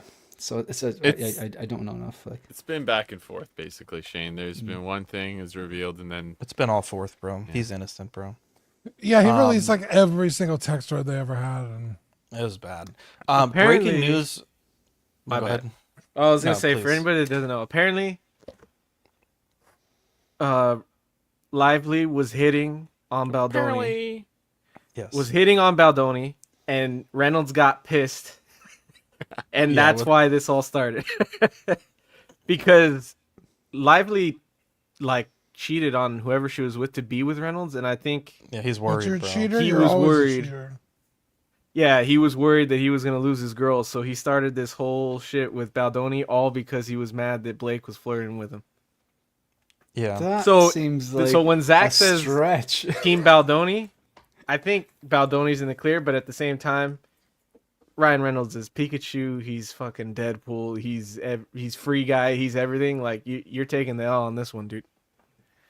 Sorry. Yeah, that doesn't mean his wife can't be a friggin' bad person. Oh, 12 she's inch horrible, but she's Bluestream- also so good looking. And you know what they say? Good looking people can do no wrong. So That's why I'm innocent of all charges. they 12 do inch when they look like Bluestream, that. Don't worry, because of tariffs, all figures will be virtual. Thank you for your 2 months of membership. Breaking news, the Hong Kong Post is suspending the postal service for items containing Bro, you're goods to mid. China. To China. Or to the United States, sorry. The From government China? Gonna be China to soon. be clear, this is a statement here, and I don't believe this applies to Hot Toys. It seems more like it would apply to the people selling like the day one Hot Toys figures. Will they The still government send of it the to me in United El States- Salvador though, or I don't know. It depends on what your address is. The government of the United States announced earlier that they would eliminate the duty-free de minimis treatment for postal items dispatched from Hong Kong to the U.S. and increase the tariffs for postal items containing goods to the U.S. starting May 2nd. The U.S. is unreasonable, bullying, and imposing tariffs abusively. Hong Kong Post will definitely not collect any so-called tariffs on behalf of the U.S. and will suspend the acceptance of postal items containing goods destined to the U.S. Regarding surface mail, due to longer shipping time, Hong Kong Post will suspend the acceptance of surface postal items containing goods destined to the U.S. with immediate effect, April 16th, where senders have posted surface postal items containing goods that have not yet been shipped to the U.S. Hong Kong Post will contact the senders to arrange for return of the items and refunds starting April 22nd. Regarding airmail, Hong Kong Post will suspend the acceptance of air postal items starting April 27th. For sending items to the U.S., the public in Hong Kong should be prepared to pay exorbitant and unreasonable fees due to the U.S.'s unreasonable and bullying acts. Other postal items containing documents only without goods will not be affected. And to be clear, this is a statement by the Hong Kong Postal Service. So yeah, we'll get into tariffs more a little bit, but I think that's a bit relevant, especially we have a lot of collectors that, you know, I don't know, but I don't believe this affects, you know, large shipments of goods, but you know, individual packages to consumers seem to be affected by this. But we'll keep you guys updated as this continues to develop. Anyone have any last thoughts on the Penguin before we move on to my favorite segment? I think it's looking good. Considering the last time we saw this was, I think, just a 3D prototype. That they've gotten this far is pretty cool. So I like it. I like it. I really, really love the like angry face. It's really good. It's insanely good. I hope that he can deliver on the production as well as he's done with these prototypes, because they are really, really good. I'm tempted for all of them, but I don't want to pay those prices anymore, man. I'm tired of shit being that expensive, so I'm tired, boss. I'm real tired. It was nice when Also- Cassian was like 275 and K2 was 265, and you didn't have to queue up, and there was no hassle. Yeah, That was nice. That was nice. Like this, I think I think myself and Ben are in the same wave on this. I think it looks really good, but for some reason I can't see myself pre-ordering this. I didn't pre-order the Catwoman, and I probably should have. Oh, really? I did. It's still open, and I just thought that was a lot more exciting. I think I don't know what it was. It's not. I think this looks like Danny DeVito as Penguin. Maybe Catwoman is just a kind of a cooler, sexier character, whatever. Like marginally sexier than Danny DeVito as Penguin. But yeah, I don't know. I'm not really. I can't see myself pre-ordering this, and it does look very good. So I don't know why. Can't put my finger on it. Hot Toys did either one? Would you be interested, or it's just the This is characters the thing. in general? There's part of me who's thinking maybe I want the Hell Here diorama.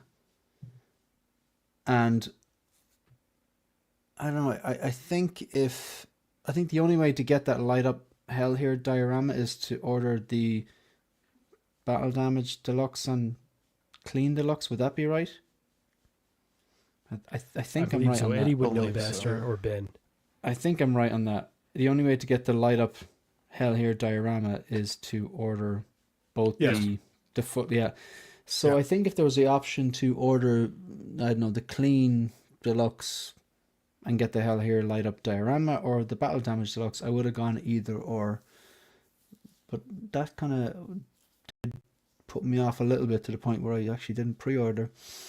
But I wouldn't rule it out. I'm sure it's going to turn out well. But I heard Ben say he's not entirely sold on this, but yet couldn't put his finger on it or something to that effect. I don't want to be speaking out of turn, Ben, but I think I'm right where you're at. I just don't like. It's weird. I've always told myself that I wanted a penguin figure, and now that one is coming available, I'm like, do I need it though?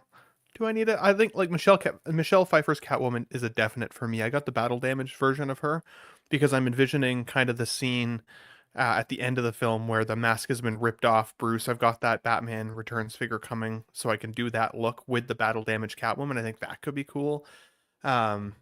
Be cool to have a Max Shrek in there as well, but away she goes. But at the same time, this is a pretty iconic role for Danny DeVito, obviously, right? I mean, when I think of Danny DeVito, I think of Always Sunny in Philadelphia, the Penguin, and Matilda. So those stupid, three Eddie. Twins are the three that pop into my brain. Twins, dude.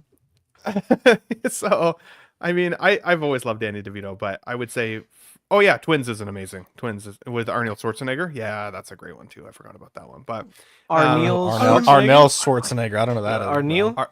Did I say that? Arneal? Yeah. Oh my god, it's the chocolate ganja. spaghetti. I feel like He's from Las Vegas. Yeah, because it's from Las Vegas. Wow. you said about adding Shrek into this diorama. Yeah, which should be really cool. But I just don't know where you put Fiona and Donkey. Oh, I just thought, as you said it, I was thinking of damn you, Dean. That's such a good joke. I love it. Man, you're an onion. You're all wrapped up in layers. Yeah, there you go. Oh, snap. yeah. But as of right now, this is a wait and see. I haven't decided to skip by any stretch, but I haven't decided to go in on the plunge quite yet. That Eddie Murphy impression made me uncomfortable. Shane, please don't do that. It was pretty good though. And is that your boulder? That's a nice boulder. That's a nice boulder. I'm making waffles. Yeah. I watched Dude, that might be movie one a of few the weeks ago. greatest movie of all time. Bro, it's so held up good. extraordinarily well. Even the Still holds CGI, up, not terrible. You know what the so funny good. thing is? Every single time we sit down to watch a movie, Megan says, "Can we watch Shrek?" And I'm like, "We've seen it Good a million gal, times." bro. Marry that woman. I know, I get it. It's not a bad movie. It's a great movie. I get it. But I'm like, we're not watching Shrek. We gotta watch. We gotta broaden our horizons. Like at the weekend, we watched Tombstone. I'd never seen it before. I thought I had, but I hadn't. Wow. Fantastic. Wow. Do you know why it's called Tombstone? Because Don't the do town is called. Well, because at the end he dies and there's a tombstone. Jesus. Yeah, I heard that argument. He's totally died at the end. I don't get why. Anyway, I gotta rewatch. the it to town confirm. is called Tombstone, but he definitely died. know. Yeah. Yeah, they're making fun I of heard me. that discussion. He dies I heard that eventually. discussion. He doesn't die in the movie.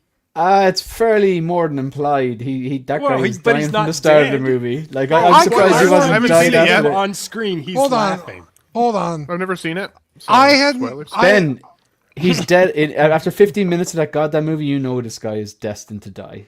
Yeah. See it. I had made the mistake. I could have sworn he died at the end of the movie, and they were all surrounded by his. I said the word Tombstone, and Zach was like, "Is that why you think the movie is called Tombstone?" I was like, "No, but that's what happens." And they're like, "It doesn't happen." I was like, "Okay, it doesn't happen." But So That's you why were there's saying CW clips you classic right were there. saying he died at the end of the movie, basically. Though. yeah, they're taking the piss. I 'cause completely agree with you, man. He practically said to your man, "Here, listen, let me die." Like, just it's not a spoiler. Yeah, and I it's could have so sworn obvious. there was like a scene. They're like final goodbye, buy his tombstone, and Zach was like, "Do you think that's why it's called Tombstone?" I was like, There's no I didn't say tombstone. that. That is so funny. I need to go back and watch that again. There's no That's tombstone, but there's a hilarious. moment where I'm pretty sure he's dead, or he's a very good actor. But I don't. He's laughing. Not in the He's scene. drunk, He bro. wasn't. He is. He's laying in bed. He likes it at the fact that he's not wearing his boots, and he's laughing because a gunslinger And then he should die with stops his laughing boots on. because he's dead. Did someone shoot him? You're drunk. No, that was literally. Tuberculosis. No, I'm pulling it out. I'm pulling it out. He We don't dead. watch He that. dead. You're pulling it out. Hang on. Let's watch the ending Tuberculosis. of Pulling it out. I believe tuberculosis. Nasty boy. Hang on. And then on Saturday night we watched A Time Shrek to 2. Kill. Oh, A Time to Kill. Oh, that's a good Which, one too. oh my Wow. god, I hadn't seen that Yeah. in about 25 years. Fantastic. But she's always wants to watch Shrek. And then eventually said, okay, we'll watch Shrek on Sunday night. And she was like, oh no, it's okay. We can watch something else. And we watched Starship Troopers, and that movie does not hold up. Ooh, This is the no. final Does not series. hold That's up. a great No. movie. Get the fuck out of here. That's a Get bad out of No, here. no, I'm Definitely staying holds here, up. and it does not hold up. I What agreed with the- everything you said up to that point. Hate to see No, it. man, You doesn't blew hold it. up. And RoboCop does? 100%. The only thing holds up, I think, in Starship Troopers, Dizzy and Oh, yeah, those hold Denise up. Richards. Those are very. Wow. She definitely holds up. My goodness. Titty's holding up, bro. She's got I'll be honest, I never have seen this. I'm pretty sure this was a movie of the week where I lied about watching He's it. fucking moving his hand. So good, dude. He looks. I down was at his there feet when he and lied. laughs. That's the last time you see him.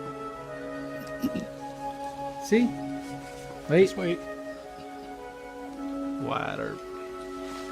you never read that book?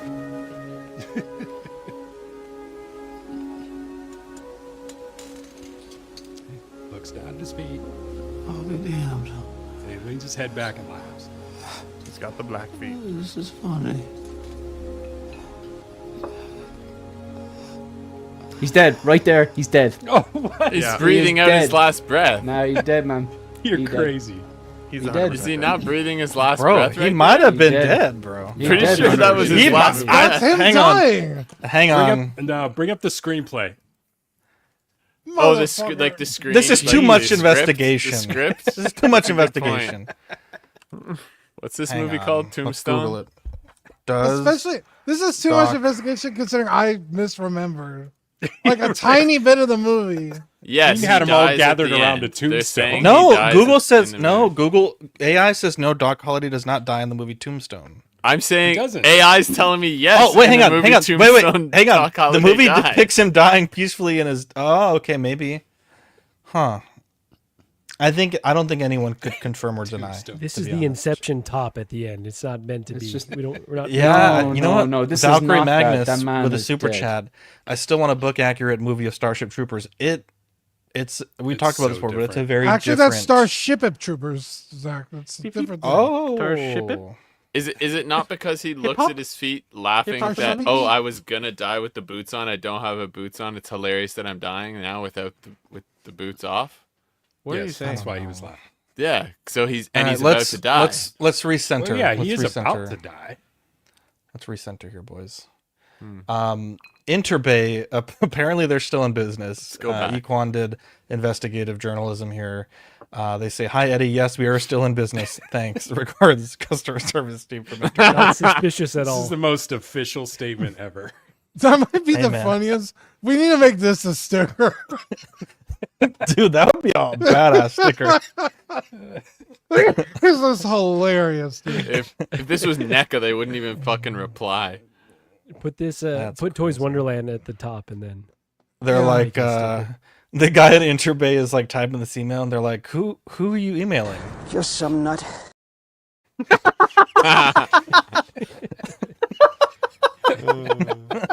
They're like, "I don't know." This fucking guy asked if we're still in business. Like, yeah, sure. Oh boy. He's like, "Hey, Anyways. boss, what do I say to this guy?" Yes, we're still in business. Yeah, what more proof do we need other than this email? Check back with me next week. We'll see. There we go. Oh, it's hilarious. All right, it's our favorite segment of the show, Marco. Let's play the clip. I'm on your bumper. God damn. Is this Marco- too thin for you, Ben? Or Wow. Where'd you get that extra finger? I believe it was Holy shit! Chat GPT AI art. To be fair, I did ask if you could help me fix it, and you never helped me. So I never was just asked you to thinking, like, fix this. fuck, Zach's a bro. beautiful It'll take man. me. It'll take me 5 minutes. I will probably not do it. we After got to the get show, back but to I'll this. do it this week. We got to get back to this.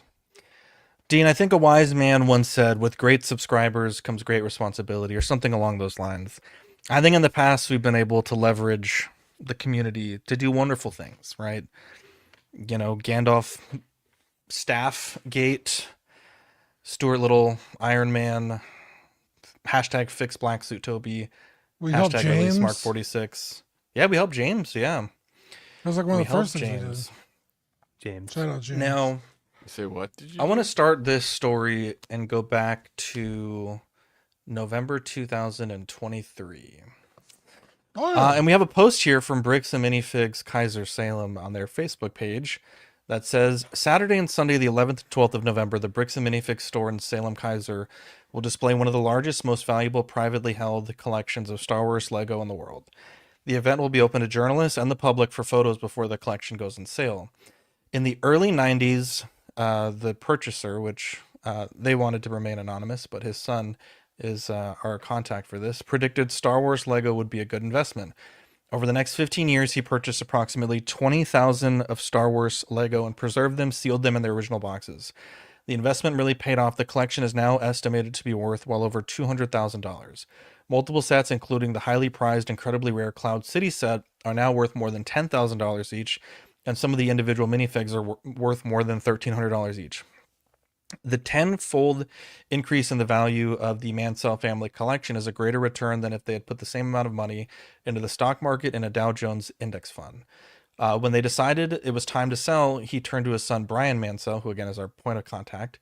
Brian knows more about his father's comic book and baseball card collection, but didn't feel confident in his knowledge of the Lego secondary market. He saw the sign for the Bricks and Minifigs store while passing by on North River Road, came in and asked the store owner, Crystal Law, if she could help. I told him even if we couldn't sell the collection, I would help him figure out how much it was worth because I didn't want him to get ripped off. And I think that's why he trusted me. The entire collection will be sold through Law's store, but first they wanted to put it all on display so the public can see it in its entirety. The collection will be on display in the store's party room from 10 a.m. to 6 p.m. on Saturday. It will be available for sale immediately, so the best time for pictures will be Saturday morning. The collection will not be stored on site after hours for security reasons, and after Sunday, the sets will be available for purchase but stored elsewhere. Now, here's more, I guess, quote unquote, proof of this being at their store. These are pictures and videos that we have in a Google Docs folder that is linked in the description if you want to see more of the supporting evidence, including the inventory list of these sets. And then here's another picture of the original purchaser at the store with Crystal here on the right, and Brian sharing that they had kind of a showing of the collection, which, you know, as a collector, that's all pretty cool. Now, this is a statement from Brian about an incident that's happened since then. This is paraphrased from his original statement, and the full original statement can be found again in the description below. There's a PDF of his full statement, but he did approve this paraphrased version. In October 2023, Brian Mansell consigned a significant Star Wars Lego collection, over 780 sealed sets and 1,200 minifigures to the Bricks and Minifigs franchise store in Keizer, Oregon, also Keizer Salem. The collection, built over 15 years with his 83-year-old father, was intended as both a family legacy and a financial investment for his grandchildren's college education. The consignment began with a successful trial at the Portland Comic-Con and continued with an in-store event accompanied by media coverage and public interest. In November 2024, Mansell reportedly lost contact with the store's original owner, Crystal Law, who is now married to Crystal Gorman, and later discovered that Bricks and Minifigs Corporate had taken over the location and transferred ownership to Brandon Best. According to Mansell, his collection, clearly labeled and under contract, was not returned and continued to be sold without his consent.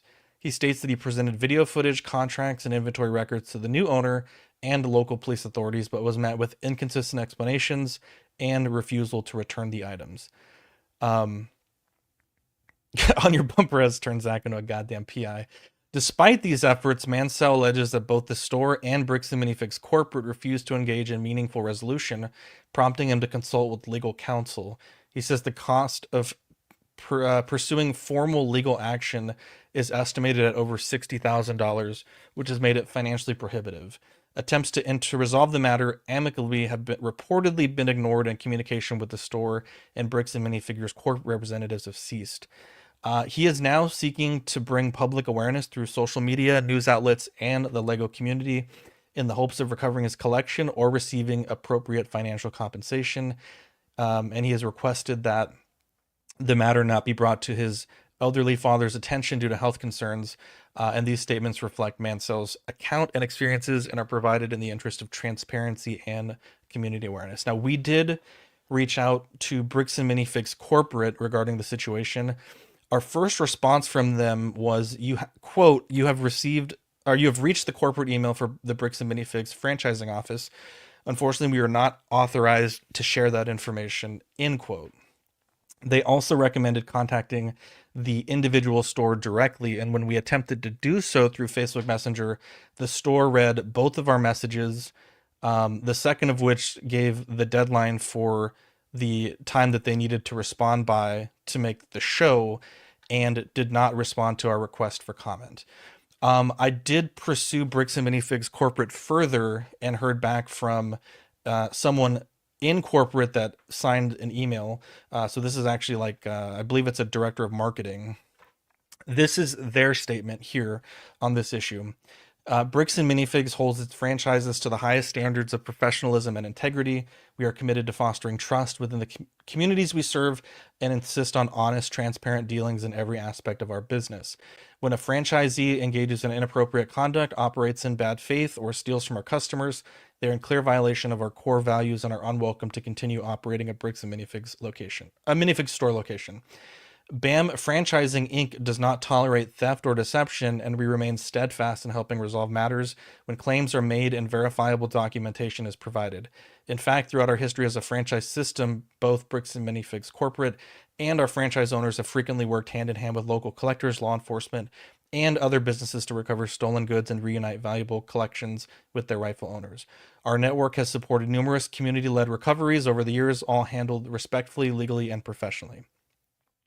We understand how important each person's LEGO collection is to them. It's more than just bricks, it's memories, creativity, and passion. In tough situations where Bricks and Minifigs corporate must take over operations of a store, we encourage any community members who have experienced mishandled LEGO trades under prior ownership to contact us directly and they give an email. You can submit a claim to our corporate team and we will work with you to identify and restore your lost LEGO sets.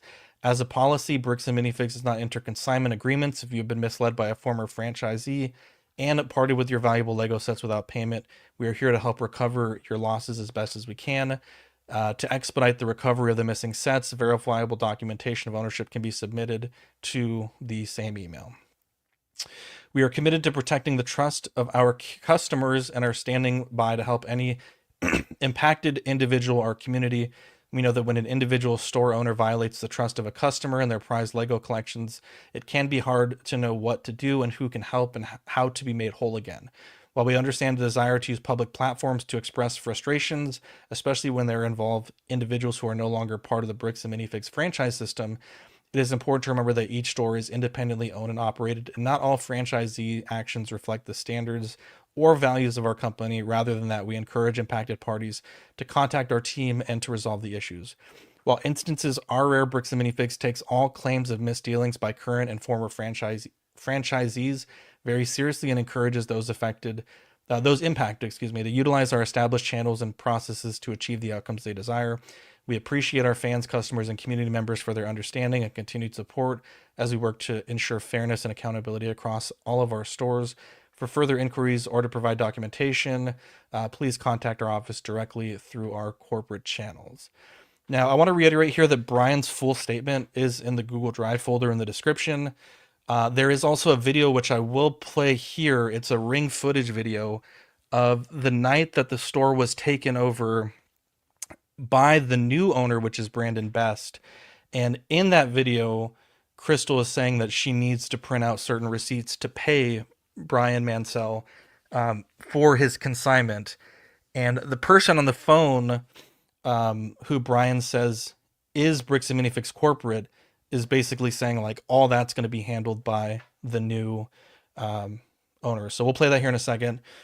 And Brian mentions that he has sent many personal messages to the Bricks and Minifigs CEO, whose name is Ammon. And he's also had messages with Bricks and Minifigs lawyers and their legal team over the past 6 months. And he alleges that Bricks and Minifigs considers this matter closed. And at this point, there's no resolution as far as him getting his sets back as of the time of this recording, which is 10/20, Tuesday the 15th. And we'll update if anything changes. But again, I encourage you guys, if you want to look more into this or if you want to help raise some awareness with other collectors, click through the Google Drive and see photos of the collection, an inventory list of the collection, and evidence of his claims.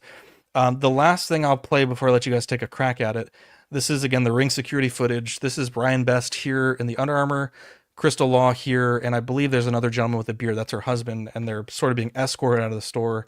I did subtitle it because it was a bit hard to hear, but we'll play that and have you guys give some thoughts on it. Yeah, that's fine. So we're both here. So that what she's printing off is previous records from cells. Just so she has a receipt of what's due, I guess, right?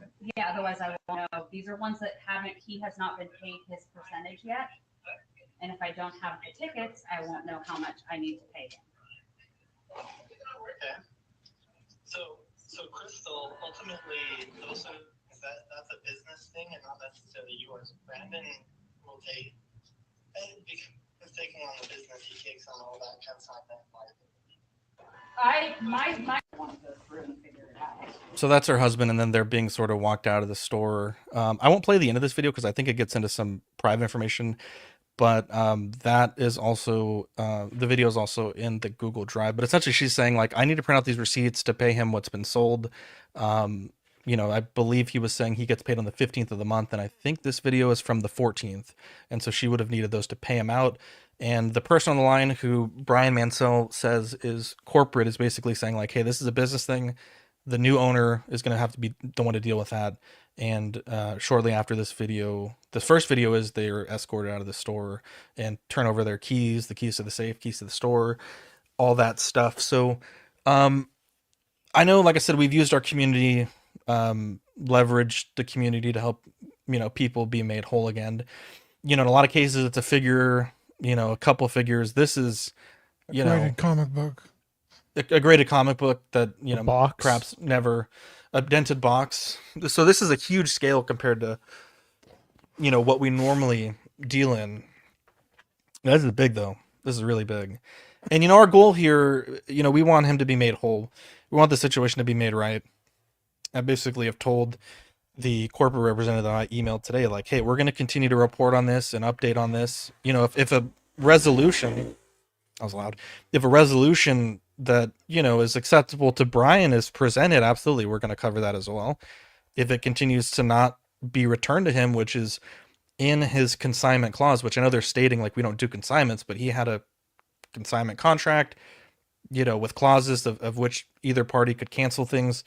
And so, you know, to me, it's just, it's almost like, Dean, we said this when we were dealing with the Asheville comics, but if like I walked into the comic store and stole a comic off the rack and they called the police for shoplifting, you know, it would be a deal, right? Like, you know, I'd get in trouble with the police. It'd be some things that would happen.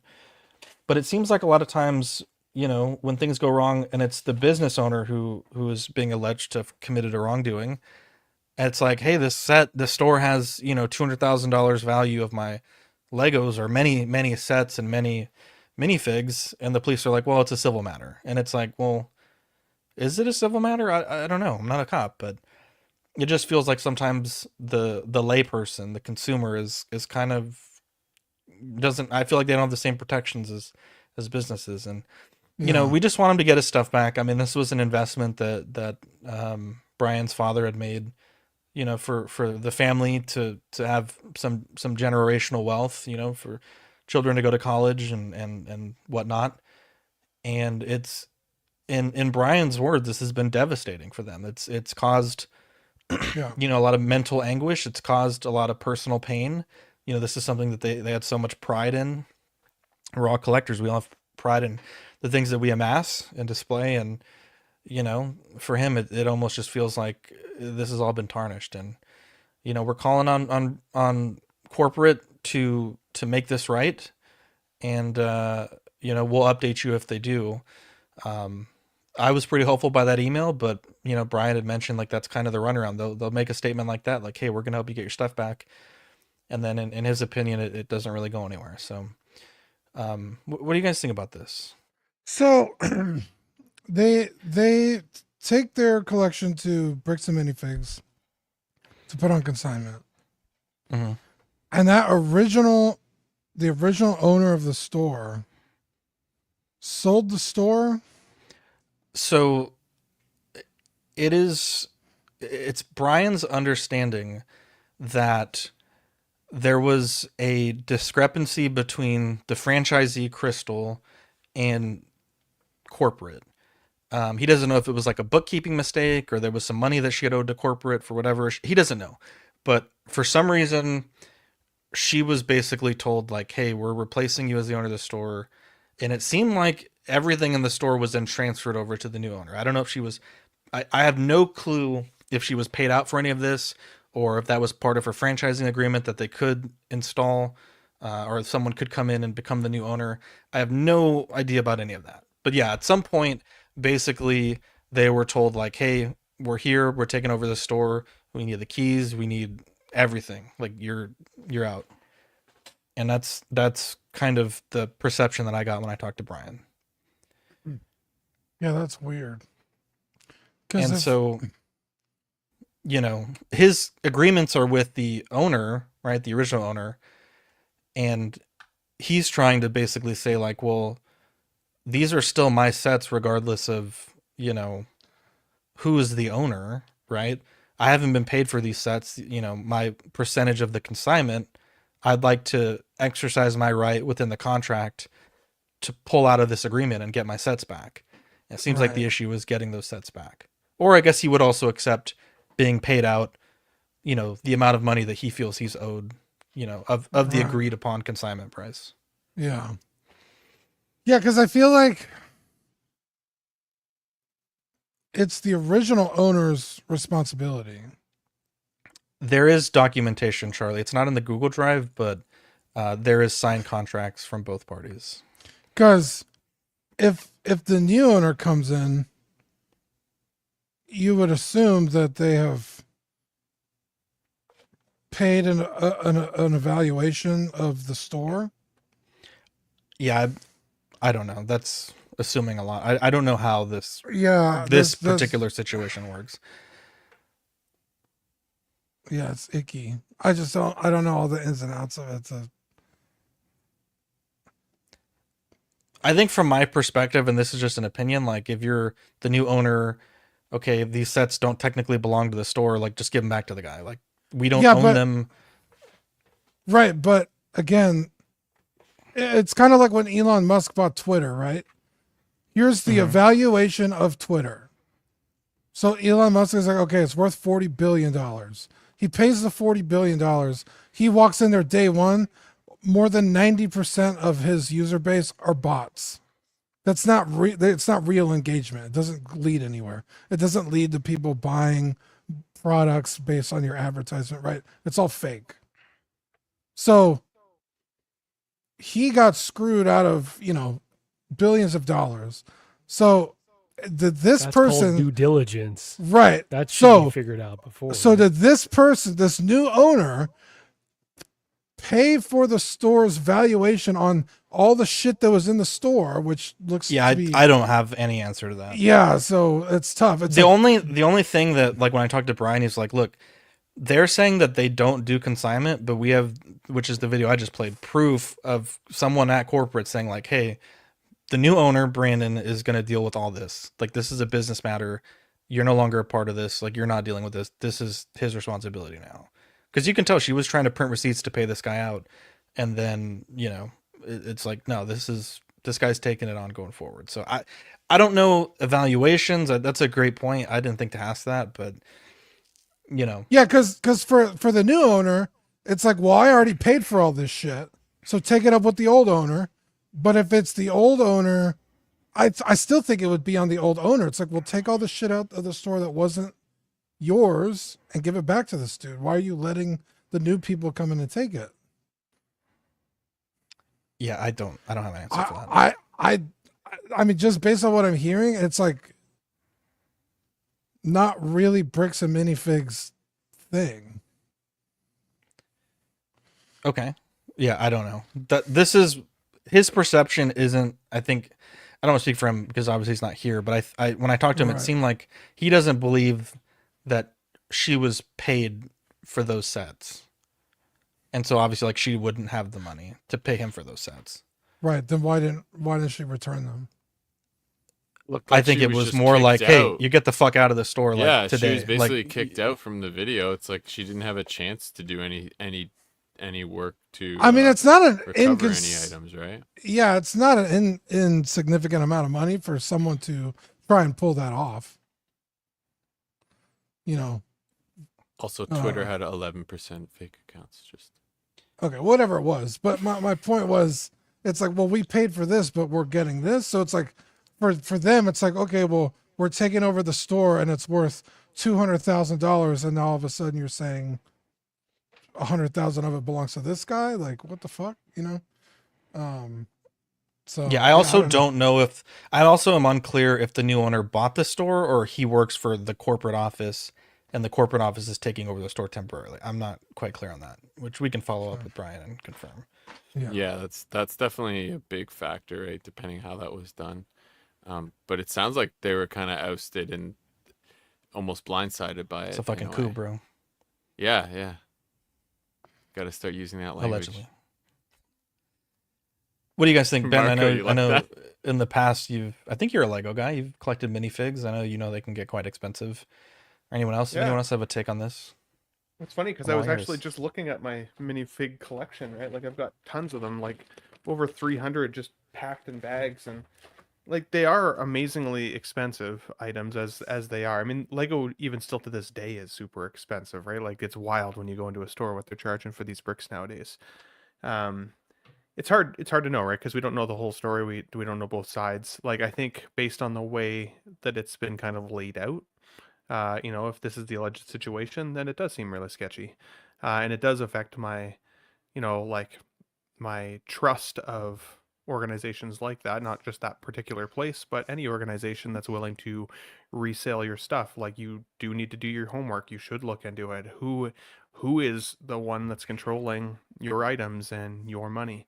And maybe he did that due diligence, and when it changed ownership, it went out the window, right? But on the other hand, like it just, without knowing like both sides, it doesn't line up to me fully. Like it seems weird that he would be kind of cut out of it. So yeah, Lego is wildly expensive. I would be devastated if this was me or a family member or somebody that I knew personally. So I think, again, like I said, if this alleged situation is this situation, how it was kind of laid out to us, that's really sketchy. And I do hope that there's a way that we can figure out how to get this guy his money and his stuff back.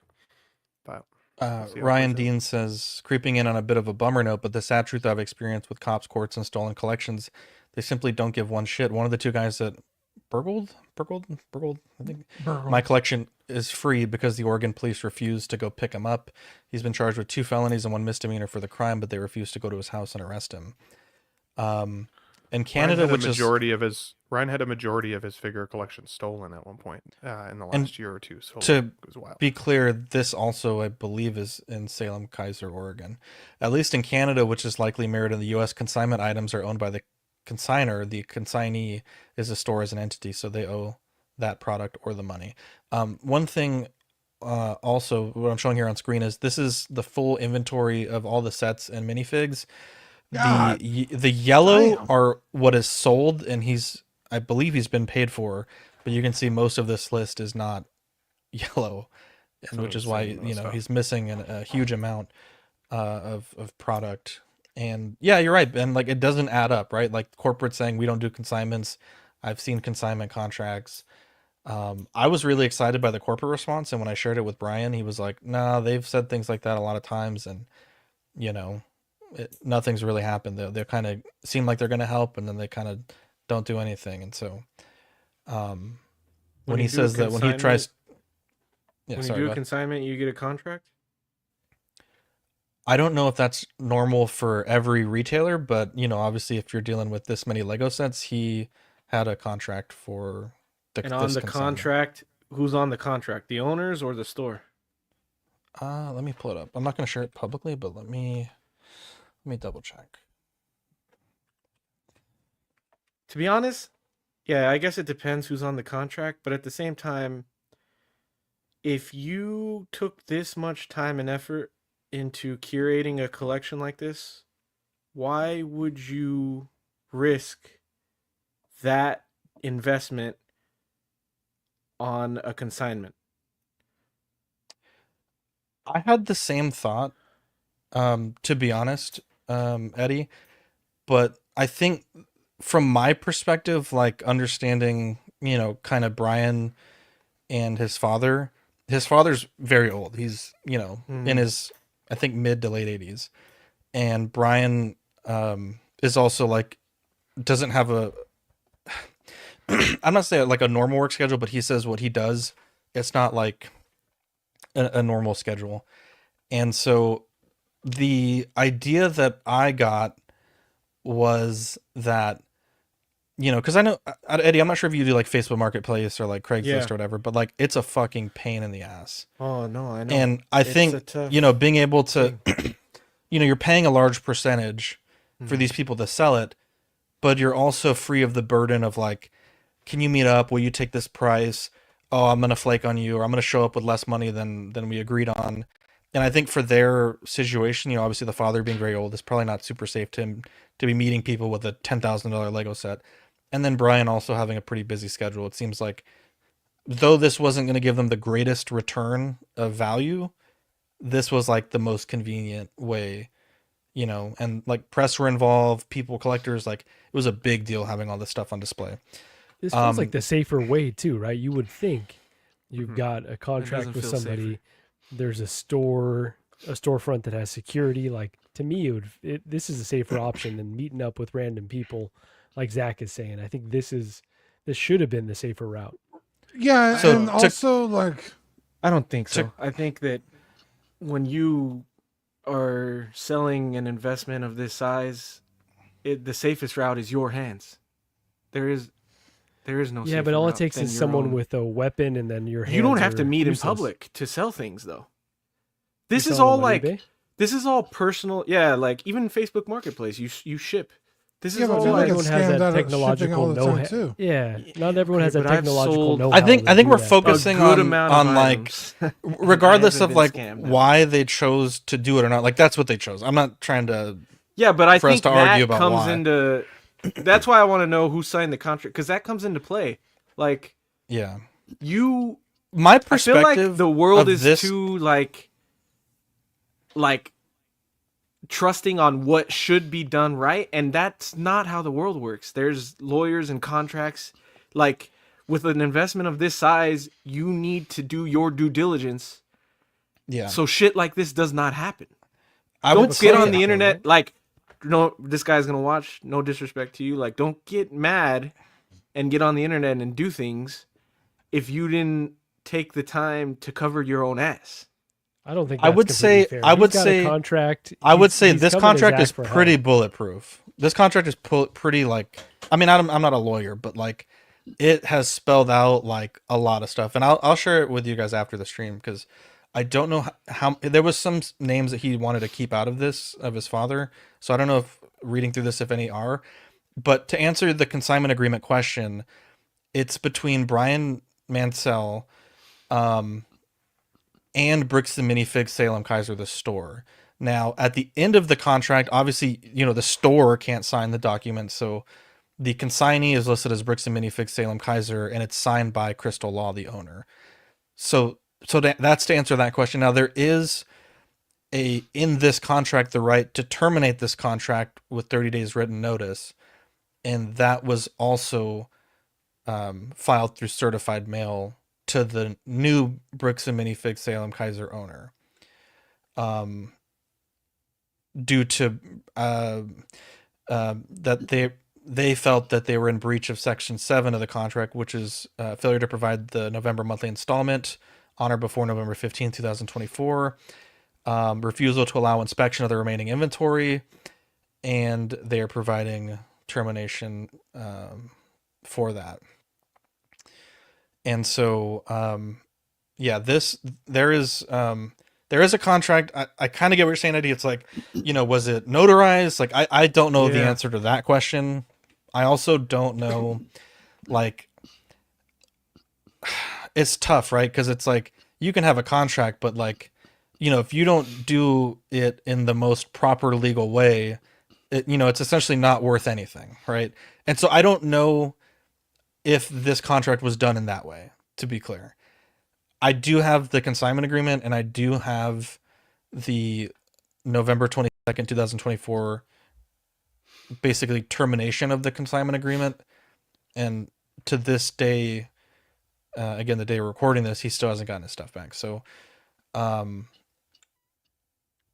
goal is to raise awareness, Sorry, I was just going to say, to a counterpoint to Eddie's comment, while I agree with you on like a smaller scale, when you showed that list of all the sets, I could just imagine it would just be so overwhelming to try and sell those all individually or even in smaller groups on your own, right? So I get the idea of doing a consignment and essentially paying somebody else to do that legwork for you. So I get specialized collectors know I'm gonna go to that store to find Legos. Hard to find Legos. Like, yeah.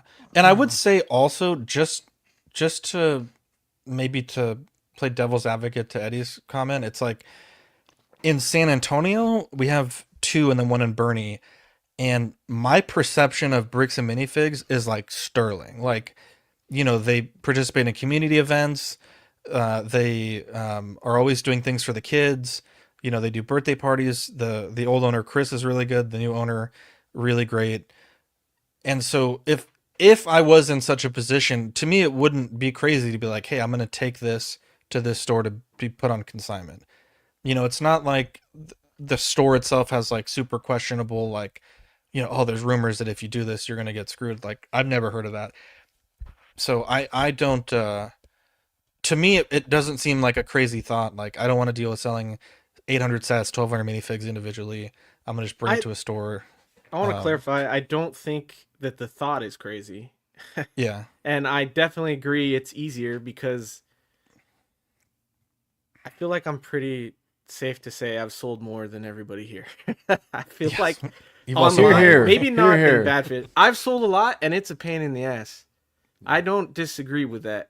And I understand they're older and they got lives, and I understand why they did it. I'm just saying, if it was me, I would look into, if I hadn't a collection of that worth, I would, my girlfriend works in insurance. I would look at like insuring it that way, and then I would take a lawyer with me to get that contract done, even if it was with a legit brick and mortar shop. Like, and I think hindsight's always 20/20. There's too much, like, I feel like there's too much relied on handshake business, and it's like, for sure, that a little bit of it is on you. I've never done consignment stuff, so, but I wouldn't feel comfortable just giving my stuff away and then getting a contract like, here, we'll pay you. Yeah. You're not wrong. Zach, and to clarify, Charlie, how much is he out, Zach? How much is he? Hang on. Owed? So, Charlie, those 2 stores have nothing to do with each other. I'm just saying, like Dean said, like, these stores are known for having rare product, retired product, rare minifigs. Like, to me, it's not a crazy thought that you would think like, oh, I'm gonna go sell them there.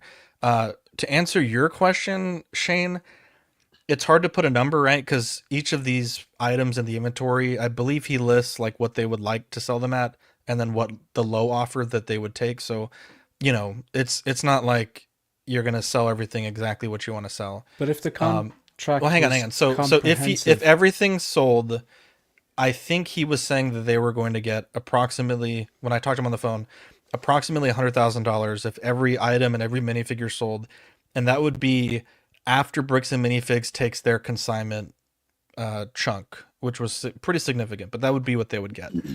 Now, of the 100,000, I believe he said that he has received about 15,000. That was, when they were paying regularly on the 15th. And so in his mind, when I talked to him, he's like, well, because I asked him, like, what is the make right here? Like, what is the end goal? And he said that he would like the collection returned, right? The sets that are still in that possession, or he would like to be made whole to what the dollar amount would have been. But it's like, I don't know the full exact number, but it would be to get him up to that 100,000. But I don't know if that's incorporating anything for, any potential legal fees, or I don't know an exact number. But so whether it's somewhere along like the total that he would have got if everything went hunky dory would have been like $100,000 plus. Okay, so I do agree with Eddie's points about doing your due diligence and lawyers involved and stuff like that. But like at this point, they've sold some of the stuff. He's got 15 grand. Okay, he hasn't got his 100 grand. And at the very least, couldn't they just give back the stuff that hasn't sold? What am I missing? I know that the store has changed ownership, but like at this stage, couldn't they just go, okay, yeah, we can't deliver. This is what we haven't sold. Take it back and avoid. So America. One of the issues also, Shane, that's a great point. Is again, this is from talking to Brian, so I don't have this written down, but he had mentioned that when they brought the collection into the store, all the sets were marked with a specific sticker that would denote to the cashier, okay, it has this sticker, it's part of the Mansell collection, we need to save this receipt and file it, so every 15th of the month we can pay them out for the money that we receive from their sets. Now, it's his understanding, because it's, Dean, I know you know a little bit about Lego, but like, you're not going to write in permanent marker, consignment, right? You're not going to do anything to damage the box. So the box being pristine is like a part of why a lot of this stuff is worth what it's worth. And so, it was an easily removable sticker that would denote which were his minifigs, which were his sets.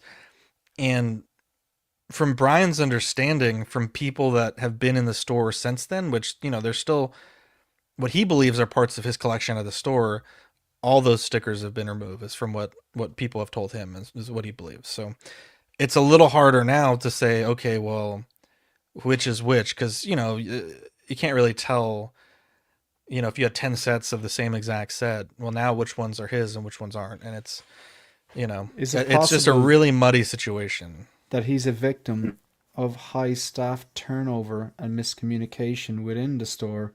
And they're like, what are these stickers for? I don't know, I'm new. I just take them off. They shouldn't have those stickers on them. And just an absolute breakdown of communication resulting in some of his items on sale when no one knows they're actually his items and think they belong to the store. It's my understanding that he's been hounding them enough about this with, these stores probably don't have a ton of employees. I think the one that I go to probably has like 6 or 7 people that work there. Probably even less, to be honest. And so, he's gone there with police, he's gone there and, it seems like they're stonewalling him. So, I'm not saying that that's not a possibility, but I don't know. Why is the store manager changing?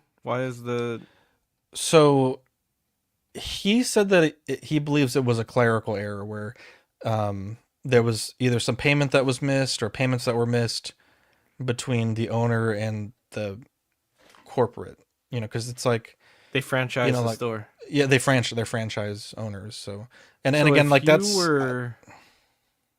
if you owned that business, would you want to give product back that's in your store that you took back? No, That's why I'm saying I think this all falls on the previous owner. Yeah. And the guy and the owner of the Legos. I think it's more their fault than the franchise owner.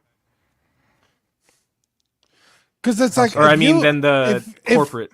If this guy brings in his collection, and you write out a contract for him, and then you lose your business due to whatever, and Right. that those people come in and take the business away from you, all your inventory included, because you owe them money. Right. That's your fault. Right. It has nothing to do with me as corporate. It's like you That's lost the passing business. buck. I think that's kind of bullshit, honestly. I think it's a responsibility, and again, we don't know all the details, but I think it's a responsibility of the person who's in possession of the collection. There's a clear owner of those items, and it's That wants them your back. responsibility. If you buy the to company, give don't it you buy back the to them. debts too? You're taking over the Buy the contract, debts as well, in my Shane, opinion, yeah. right? Yeah. You're taking over the contract. They didn't buy But also, it. They to be own clear, it. But they don't. Yeah, do I don't- consignment. well, that's what I'm they're saying, saying. but That's what I'm saying. They're saying they corporate don't do owns it. They consignment. didn't buy anything. yeah, so they're Sure, saying they don't do this consignment, store but did. yeah, this store for some reason did. Yeah, which is the original owner, the whatever her name was. I guess I don't know how franchises work. When you begin yeah. a franchise, you own that brick and mortar shop. So that's why they I had don't to know. buy the shop That's from a them? bit too speculative. Because that you know. changes everything too. But I say it depends on. It's probably case by case. Some franchises probably rent out their individual stores, and some probably own the property, and Yeah, probably case by case. and I think just sue is like obviously in a perfect world, but I think they're saying like if we sue, it could be up to or greater Yeah. than the amount the collection is worth to get Yeah. that stuff back. So it's like, you know, That I'm not. But that's that your only is hard. recourse. Yeah. At least That- you get the collection back at that point. That's hard to Yeah, believe and that, too. that though. I If don't you got a understand contract. because I mean, you know, I'm not a lawyer, but can't you at that point then sue for legal fees and damages and I believe you stress can. and Yeah. I think Yeah, if you then win if- the case, don't you? Doesn't the losing the person you're suing have to pay your Sometimes- legal fees? you can't. yeah, you can sue for Counter sue sue. damages Legal and fees. pain Yeah. and suffering, all that stuff. I You mean, got some can bots. they- You got some bots. You got some bots. Give me can viewers, they- bro. Can they do like a Kickstarter or not a Kickstarter, GoFundMe? Maybe. We could There's a lot of come out options it. on the table. I think our goal is, hey, we're bringing this forward. Yeah, You know, because I mean, we like, encourage people to do their own research on it, which we have all of this in the Google Docs in the comments. Because where's this? Bricks and Minifigs, Keizer, Salem. which is Salem, in Massachusetts, Oregon. Okay. Oregon, I believe. I don't live in Oregon, so I was never going to spend my money there. And maybe we have some listeners also not going to spend their money there, but yeah, I feel like to help more, I feel like a GoFundMe is like, it's like, let's get some legal fees going, because none of us are lawyers. Like, I don't know whose fault it is. I know it's not good. I know it is icky. It makes me feel Icky bad. is a good way to put it. Yeah. Like I know that this guy, just based on what we've seen, allegedly, right? I know he's out his collection and his money, and that's wrong. Yeah, at bare minimum. Yeah. At bare minimum, it's wrong. Yeah. This to me is the smoking gun right here. They have pictures and showing off his collection in their store. Look, There's we're videos so as happy. well. Yeah. Yeah. Look at all the stuff he brought us. This is fantastic. This is all his. Now on consignment. Come buy it. And now the new owner or the new whoever franchisee is like, nah, that's our stuff. That's And the to be smoking clear, gun. To be clear, all of these images here, this text was all posted by the store as well. Right. Which, is even more like of the value of some of the sets, how they're going to be displaying them, how they're going to be for The sale name of immediately. the fucking store and the address, like, Yeah. yeah, it's like clearly it's like all this stuff is not all of it, but this is his stuff. He's got a list. He's got a contract. I feel like lawyers are To the me, only way to go. to me, it seems like you have a list, you got a contract, like, okay, but it's, it obviously like legal stuff is not black and white. You know, it's like Eddie said, like there's just a lot of small things. Ryan says, having experience in Oregon, the Oregon's DA office told me there's no point in trying to sue the guys that stole my collection because they had no valuable assets, so you couldn't get anything back. Well, these guys have a That's store. different. Yeah, that's different in this case. Yeah, this is a corporate store, So I don't know, but we'll update. You know, if this you know, continues to not be great, or if it turns around and next week we have a positive update, we will share. Also, we welcome any comment from Bricks and Minifigs Salem-Keizer. You guys have me in Messenger. You've read my messages twice, so if you guys want to address anything that we have said today, we welcome that for sure. And the deadline. Yeah, we only have be... one side of the story, so. Well, no, to be clear, we have two sides of the story. We have corporate side of the story, and we have now. So they acknowledge it. They're just not doing anything about it. No, corporate. Did you listen to anything I said? Corporate is saying that this is not normal, but they are committed to helping get the stuff back. So they're acknowledging it. Yes. Brian says, however, that he's gotten this runaround from corporate already and has led to nothing. They've been going back and forth with this for like 6 months.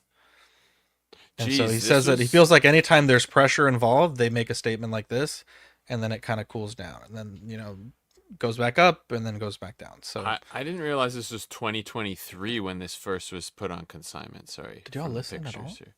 Yeah, Yes. I thought it was 24. No, this is 23. Damn, that's crazy. Okay. Maybe So they're he's trying to been push that timeline. dealing with this for a while. Because well, to be clear, so this is this showed this was 23. The video of the ring footage, I'll pull it up again, but that was 24. So for about a year, things were going great, right? Like he was getting his receipts, he was getting his payouts. Yeah. Let me just reconfirm here. Yeah, no, 11/14/24 is when the ring footage. Sorry, Zach, I was listening. I was also looking at watches that you sent. That's okay. I forgive you because you were looking at watches. And it's crazy that we have this ring footage, and it's because, you know, when the old owner was kicked out, they didn't log her out of the ring account. So she was like, fuck it, I'm going to pull this footage. So, yeah, it's just, you know, it's just a crazy situation. And we talk about crazy situations, so we hope we can get some resolution. We're at the tail end of the show though, but Zach's Wonderland, get some Spider-Man feet for your Spider-Man. Mine got Mike's Adventure World. Okay, you have it in your hand. You fucking no, sent me the a picture. Hono. The Hono did. Oh, okay. My actual figure was delayed. There you go. I hate to see it. Mike, tell us what you got. Yeah, I've been working on some custom 1/6 figure bases for somebody that reached out, was interested in making these, so worked with him and put these together. These are just pretty basic, just simple designs. Put the logos on the front, scale them up or down, make them bigger or smaller if wanted to. Managed to get a flagpole into Superman one. So yeah, if anybody's looking for anything like this, feel free to reach out. This design is looking. They look awesome, a little buddy. suspiciously similar. Just spit in my mouth with you two. shit. Just spit in my mouth, Marco and Look Mike. great. Never trusting you guys again. You would Never fucking before. love that, wouldn't you? I would love it. Oh my. It's how betrayal feels. Let's boy, we actually have a lot of stuff to talk about still. This is gonna be a long one, boys, so buckle in. We have some more tariff information. This is from Sideshow.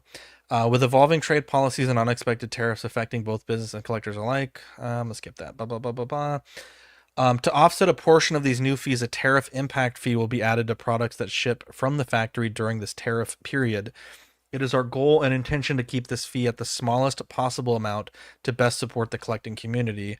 Based on current conditions, which I believe this was from Wednesday or Thursday of last week, we anticipate this fee to be 6%. This does not apply to a vast majority of items on Sideshow. If your order is affected, you will be notified in advance. We're also waiving standard non-refundable deposits for these affected orders so that you can choose to cancel. If the extra cost doesn't work for you. Our goal is to ensure you feel comfortable and confident with every purchase from Sideshow. The tariff fee only applies to items that we import while tariffs are in effect. Once tariffs are lifted, no surcharges will be applied to new items. Products that arrive during the tariff period will continue to carry the surcharge until they sell through. And that's important to note. So if it takes them 8 months to sell a set of figures that arrive during the tariff period, and the tariff period ends a week after they hit the United States, that full tariff surcharge will apply for the entire 8 months that it takes them to sell out. Don't love that. Yeah, it makes sense. I mean, they have to pay it when it's imported, not when they sell it. It's a good So point. that's That's a good point. Sideshow's statement. I can continue to read statements because we have quite a few, or if you guys want to stop me at any point, just let me know. XO6 says de minimis imports were anything under $800 and weren't subject to U.S. import fees. All orders placed on XO6's websites counted and were not taxed upon entering the United States. Starting May 2nd, 2025, small shipments that are once qualified for de minimis will be taxed at 120% of cost or $100, whichever is more, with the planned increase to $200 after June 1st. Eliminating the exemption effectively means raising taxes on American consumers and dramatically increasing shipping times. This makes the final cost to the U.S. out of reach. We do not know what will happen tomorrow, but for now our operations will be greatly curtailed. Once we know what that means, we shall let you all know. Alter He said, Ego. I'm a good guy. I'm no criminal as well. Is how he finished. I think he said there's good people on both sides. Alter Ego Comics. And China. Mark Bowker, I don't know if I'm pronouncing that right, the owner of Alter Ego Comics, says, let's talk tariffs. I've owned my small business, Alter Ego Comics, for over 22 years. We're a specialty retailer. We don't manufacture products. We curate the best of what others create and deliver a fun, personalized shopping experience. I am the smallest fish in the retail food chain, and today I'm feeling the impact of a 145% tariff imposed by the Trump administration on goods made in, Dean, help me out here. What's the word? China. Products from my largest supplier. Here's what that means in real terms. I've lost half of my profit margin on collectible action figures and statues, most of which were pre-ordered 6 to 24 months ago. I committed to buy these products at one price. My customers pre-ordered at that price, and now the price has unexpectedly doubled. These orders are non-returnable. If customers cancel, I am left holding unsold inventory that I can't move. For the first time ever, I'm seriously considering dropping my best-selling product line, not because it's unpopular, not because of competition, but because of tariffs. And I don't believe that I've seen he clarified what that line is, but I assume it's Hot Toys, Sideshow, statues, etc. Comic Concepts, holy fuck, this is a lot smaller than I thought it would be on the slides. They said, dear collectors, as many of you may be aware, there is a significant tariff situation currently impacting imported goods, especially those from China. This has led to a various increased costs across various industries, including ours. While we have been absorbing most of these costs to this point, there may come a time where we will need to pass on a small percentage of the increased expenses to our valued customers. This is a challenge not only for us, but for the entire industry. The recent tariff announcements have prompted us to engage in discussions with our partners and manufacturers to explore viable solutions moving forward. We sincerely appreciate your patience and understanding as we navigate this situation. Rest assured, we will continue to keep you updated with any new developments and provide as much information as possible. 5K Toys says, many of you have noticed the recent fluctuations in import duties. We understand that times like this can bring uncertainty, but through it all, your trust and support have meant everything to us. For all items that were previously pre-ordered but have not yet shipped, no matter how much the final duties increase, we will cover the extra cost. Your original pre-order price will remain unchanged. For upcoming products that are not yet open for pre-order, we have created a reserve list. These items we've already placed orders for with our distributors based on past demand for similar products. Once duties stabilize, we will open orders for these items and post an announcement. So yeah, a lot of statements from a lot of companies. I'm wondering if you guys want to, reading weekly, bro. I'm fucking reading skill +1 tonight. I love Tesla. Whoever pressed that button, thank you so much. That was me. I was trying to focus on reading, and I was like, dude, there's so many Tesla moments that were missing. I personally still feel like I if given the option to cancel without losing a deposit, I don't want to pay extra. So if that means put me at the back of the line, see if I can get it later at a deal or pick it up used. That's where I'm at. I do understand though that, this is the situation, right? A lot of these retailers are dealing with, and it sucks for everybody. It absolutely sucks for everybody. Mm-hmm. Yeah, I have that Battle Damage Vader on pre-order. Mm-hmm. And that's already a $400 something figure.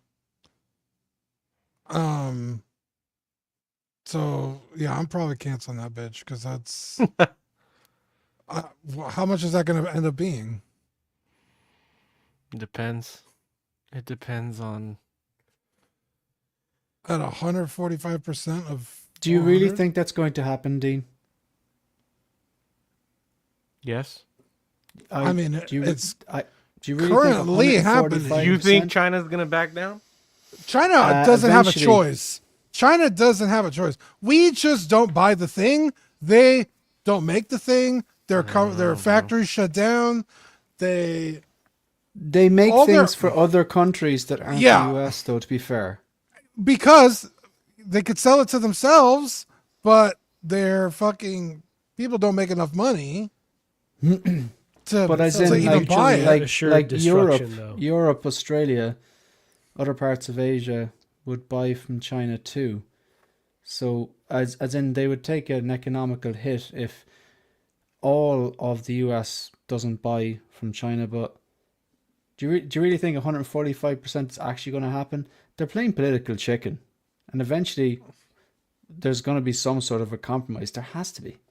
Yeah, I mean, I'm not canceling my Vader right now. I think it comes out probably at the end of the year.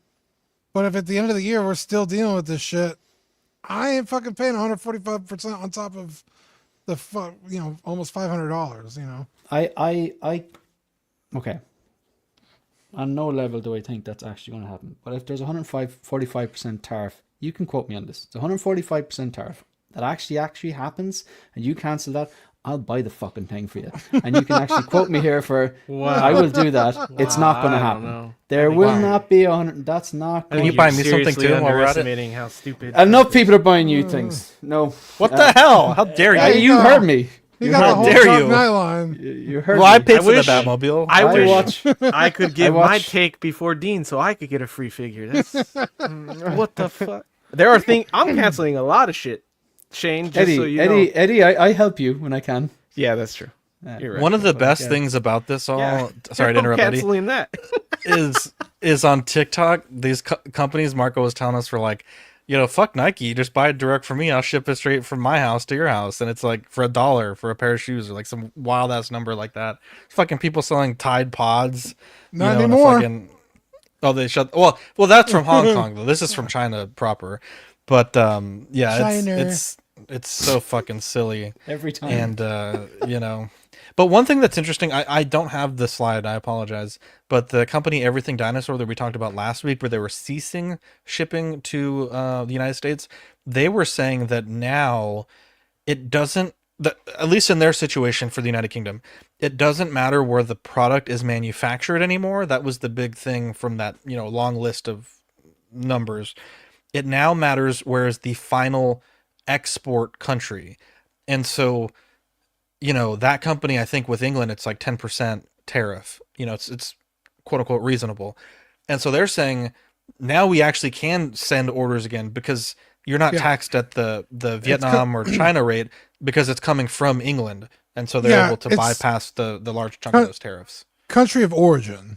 Thank you. Yeah, that's the word. Thank you. So like a lot of stuff in Japan is made in China. They bring it over to Japan for their distribution centers. Mm-hmm. So their country of origin is technically Japan.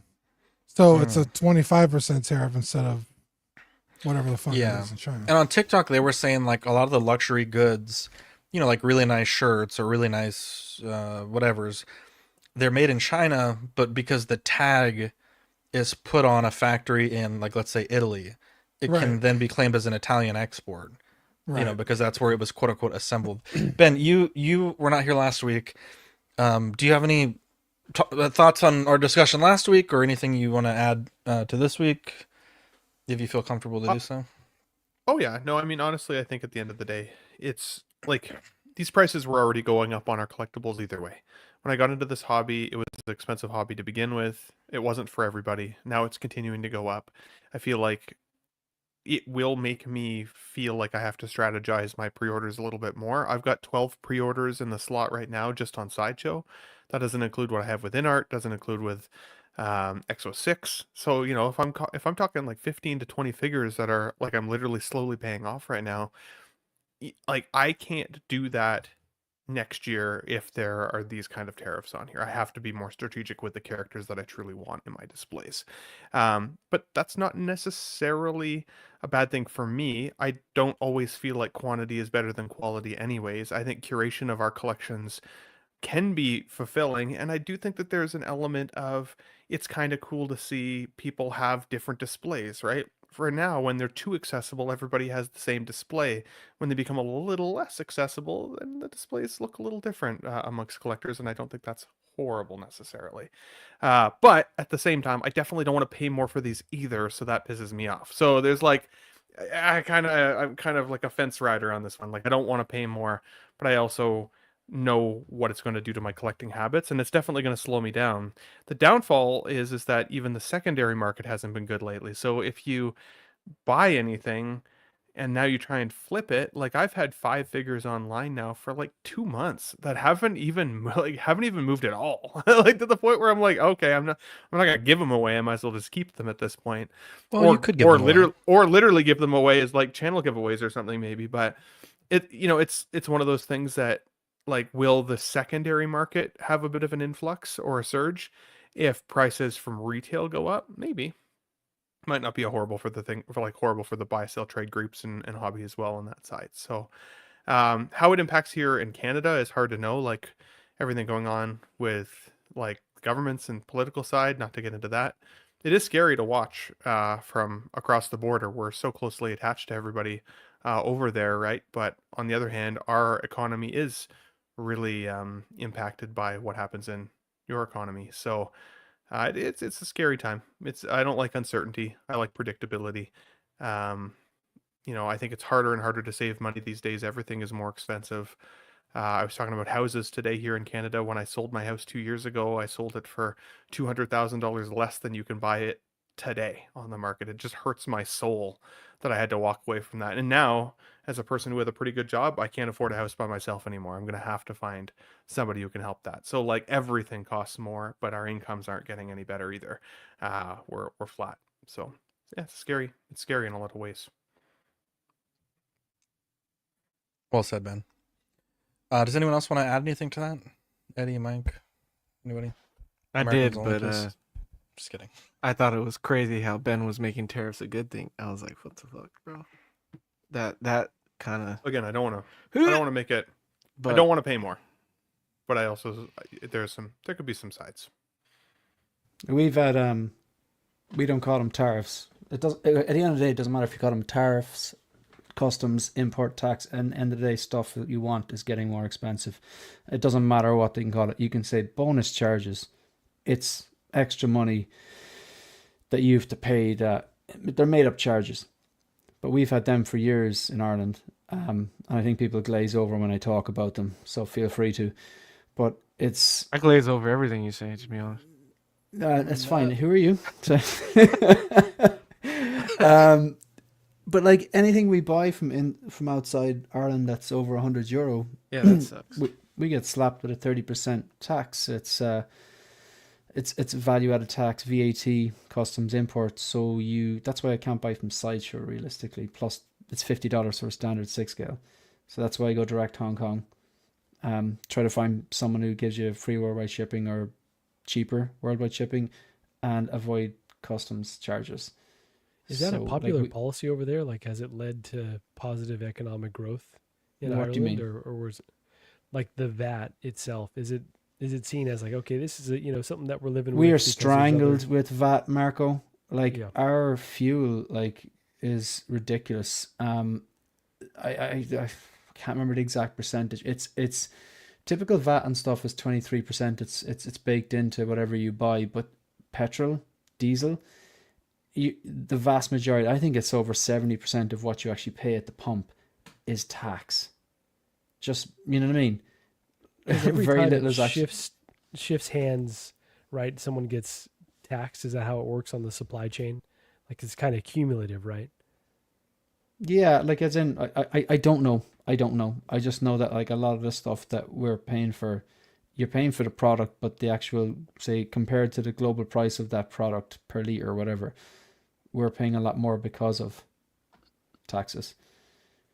Does that make sense? Or I don't know. Just, No, it so- does make sense. I guess my just question, and I know you were on to a point there, but is it? No, I'd finished it. Are people pissed off about this? Like how long has it been in place over course. there? Like are Yeah, people upset? like, Like, as in, yeah, are people it's- pushing to change it? Like this is not, a positive thing that we have in our country, or is it like, you know what, it leads to other benefits, so we're just dealing with it? Honestly, from a country that like we wouldn't be a country if we didn't actually revolt. We've lost that ability. I think we've become comfortable giving out but not necessarily solving the problem or attempting to. Yeah, you have protests and stuff like that every now and then, but I think people are just finding ways to cut corners. As in, I just explained one. If I buy from, say, someone in Hong Kong, and 2 or 3 of my Irish collector friends will be like, yeah, look, if you buy from them, you don't get charged for customs. They ship it to you. It's not my job to go, oh, guys, how much tax do I owe on this? If I get slapped with a bill, I would pay it. It's not my job to actually create the bill. Do you know what I'm saying? So as opposed to like a mass revolution, no, that's not really happening. People are just moaning or finding ways of cutting corners. And look, if I go with person X, Sideshow, I get charged to 30% because they're doing things legitimately. It's not Sideshow. They're not doing anything wrong. They're doing things, they're crossing every T and dotting every I. But if I go through Hong Kong based resellers and I'm like, okay, I skipped the customs charge, that's who I'm going to go from, because it's not my responsibility. It's not my job to bill myself. Do you know what I mean? It's like, if I get the bill, I'll pay it. But if I don't, I don't. So it sucks. But we're not going to be able to skip the charge in the U.S., are we? Who are we going to go to get around the charge? I think you were kind of talking about it already. If it's just specifically China, and companies have that workaround where it's a ship point it of origin. from England. Or maybe people go, okay, now it's like maybe companies go, right, we're going to ship this from Vietnam or something. I don't know. I just find it. I just think, without getting too political, there's a new administration, I believe, and there's the political chicken going on, and it's a bit of a dick swinging contest, let's be honest. And then eventually, you'd imagine there's going to be some sort of compromise. But it'll still be a tariff, but I don't think it's going to be 145. So you're saying I should buy from Marok Toys too? No, I'm definitely not. I think you should do your own research, because if you come to me with I a don't do problem, research. I will block you. I'm going to start my own Canadian toy company you guys can buy from me. Nuts collectibles. I definitely would not. These buy prices from are you. nuts. You won't ship me the figure. You'll sell it to somebody else. Wow. I probably will. When I get that mask figure, I'll start shipping to you, Eddie.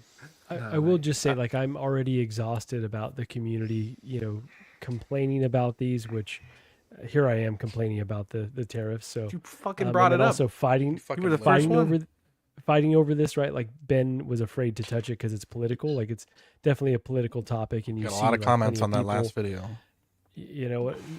But yeah, lots of comments that are like very on polar Someone ends. Some said people saying like this is patriotic to pay this tariff, and this is part of the reset of the economy. I want their usernames. There you go. I would disagree with that, because it's like you're putting it on me to pay for what? What am I getting free? Bro, our healthcare country out of was this? founded on bitching about taxes. Are you kidding me? They That's tax right. that But tea, they do isn't that shit in the there- fucking harbor. We should have a Boston Tea Party where we throw shipper boxes in the fucking harbor. Let's do it, boys. Is the Let's go to the river mall, Dean. We need that water, bro. On the Salina Bridge. We can't afford to get rid of that. Last show, someone commented there were more good points than necks on this show. To which I responded, we had 3 good points? I couldn't believe it. I like to say I sit sideways, so the angle doesn't. I have a neck. I don't. I know it. I'll admit it. A little bit. Shane, what was your question though? I wear a hoodie, so you can't tell anyway. Is the logic that putting these high tariffs on, say, China specifically, where they're like one of the manufacturing capitals of the world, that if it puts people off buying from China, so therefore American companies will manufacture the same things? Is that the logic? I think that's to generate the logic. jobs? We don't have That's a part ton of of it. insight into the But the whole. like, if you look at, say, administration's logic, but that's it. Detroit was famous for manufacturing cars, was it not? Yeah, Detroit, Michigan. And M&M. Like maybe about 30, 40 years ago. Yeah. So even if that's the logic, companies in America who are, it doesn't matter if they're selling stationery or whatever, who are ordering from China and their whole business depends on getting this cheaper stuff that if it was to buy an American, it would be significantly more expensive. They'll just shut down. They'll close down. And then like if there's like, okay, there's a gap in the market because no one's buying this particular product from China, let's start it in America. It would take years to, you need to set up your company, you need to get your warehouse, you need to get your manufacturing, you need to get your machines to make whatever you're making. That will take a lot of time. And yeah, I think I saw on only X 4 years. Like, Yeah, people were saying like We'll see. if Canon was trying to move lens manufacturing in the United States, it would be like a 4-year plus process to, you know, to be able to do that. So it's not like you just. He's trying to amend the rule that he can run for a third term too. Because I know in Ireland it happens as well. Goes, dude. Politics, In Ireland, people in Ireland, it's infamous for ministers of education to bring in some sort of policy on, I don't know, literacy, numeracy, differentiation, special education needs. But if you're actually working in education, you realize, even no matter how good your plan or your strategy is, culture will eat strategy for breakfast. Good things need time. And a lot of the times, politicians don't care about that. They just want results. So therefore, they'll massage the numbers to make them suit their own narrative so they can get re-elected. I don't think that applies in your case because he's done a second term and like that's not a thing. But like I know in Ireland it happens a lot where a 20-year plan or something that realistically would get real effective results and benefit us sadly gets tried to rushed out in 2 or 3 years, and it's just not. It just doesn't work. Yeah, Shane, to your point, everything that he's doing under the guise of executive order, and nothing is actually a law. So whoever comes in 4 years can sit down minute one of their term and sign executive orders to undo every single thing he's doing. So it's not the only way this works is if he can get all this proven results in those 4 years. And to your point, there's no way that's possible. How many companies are going to invest knowing that that's going to happen, right, Mike? Exactly. Like, they're like, they're still going to be gun shy. But yeah, it just feels like at the end of the day, hang on, Marco. Ben, I know you want to go, but I feel like at the end of the day, we're taking on the brunt of all this as consumers, as citizens over here, and that's the tough pill to swallow because I don't know what I'm necessarily getting in return. There you go. I wouldn't steal your catchphrase, Ben, but I don't know what I'm getting in return. But all I know is that it feels like we're all gonna, if this stays in place, and I'm skeptical as well that we're all carrying that burden, and taking on that uncertainty while prices kind of go up, and it's not fun for sure. What was your point, Ben? I think the scary thing for me just about tariffs and everything that's been happening lately with the world is history exists, and oftentimes we forget our own history. It's easy to forget what the Great Depression was like because none of us existed back then. When you think about right after World War I, when people came back from war, there was something called like what was it called, the Roaring 20s or something along those lines, where it was basically like everybody had money, so everybody had extra money. They invested in stock markets. Stock markets helped to pay bad debt, so as a result, people took out more debt with stocks. And then slowly, like over time, up until like 1920, 1929, somewhere in that range, right before 1930, before the Second World War, there was a stock market crash. And then after that stock market crash, the banks who had given all this debt paid by stock panicked, right? They were called the Roaring 20s. Those banks panicked. There was then this like contraction of the money supply because money in circulation was no longer as widely available from banks because so much money was tied up into stock. So then as a result, there was overproduction in things like goods, household goods, those types of things, right? Overproduction, but failing demand, right? There was nobody wanted to pay any money anymore. Nobody wanted to spend that money. So then as a result, the government imposed high tariffs in an attempt to try and recirculate wealth, but as a result, collapsed world trade, which created then the Great Depression, because then people lost their money. They lost their they didn't just lose their money, they lost like their life savings. But in the Roaring 20s, if you'd gone back and told people in the 20s, hey, there's going to be a Great Depression, they'd be like, there's no chance. There's no chance. We're all wealthy. There's no chance. Just like how people feel nowadays. We see, you say the word Great Depression now, people are, that'll never happen. But it can. This way, this exact way. It happened in the financial crisis. I think we all. It happened. Yeah, I was going to say. 2008. We all fucking know. Happened in 2008. But I would say that like the trajectory of this is scarier. The trajectory of what's happened lately is scarier. There's bigger dips, right? There's more detraction. There's more tariffs on countries. The world economics is needing to change because the trust for the United States has changed. That's a scary thing.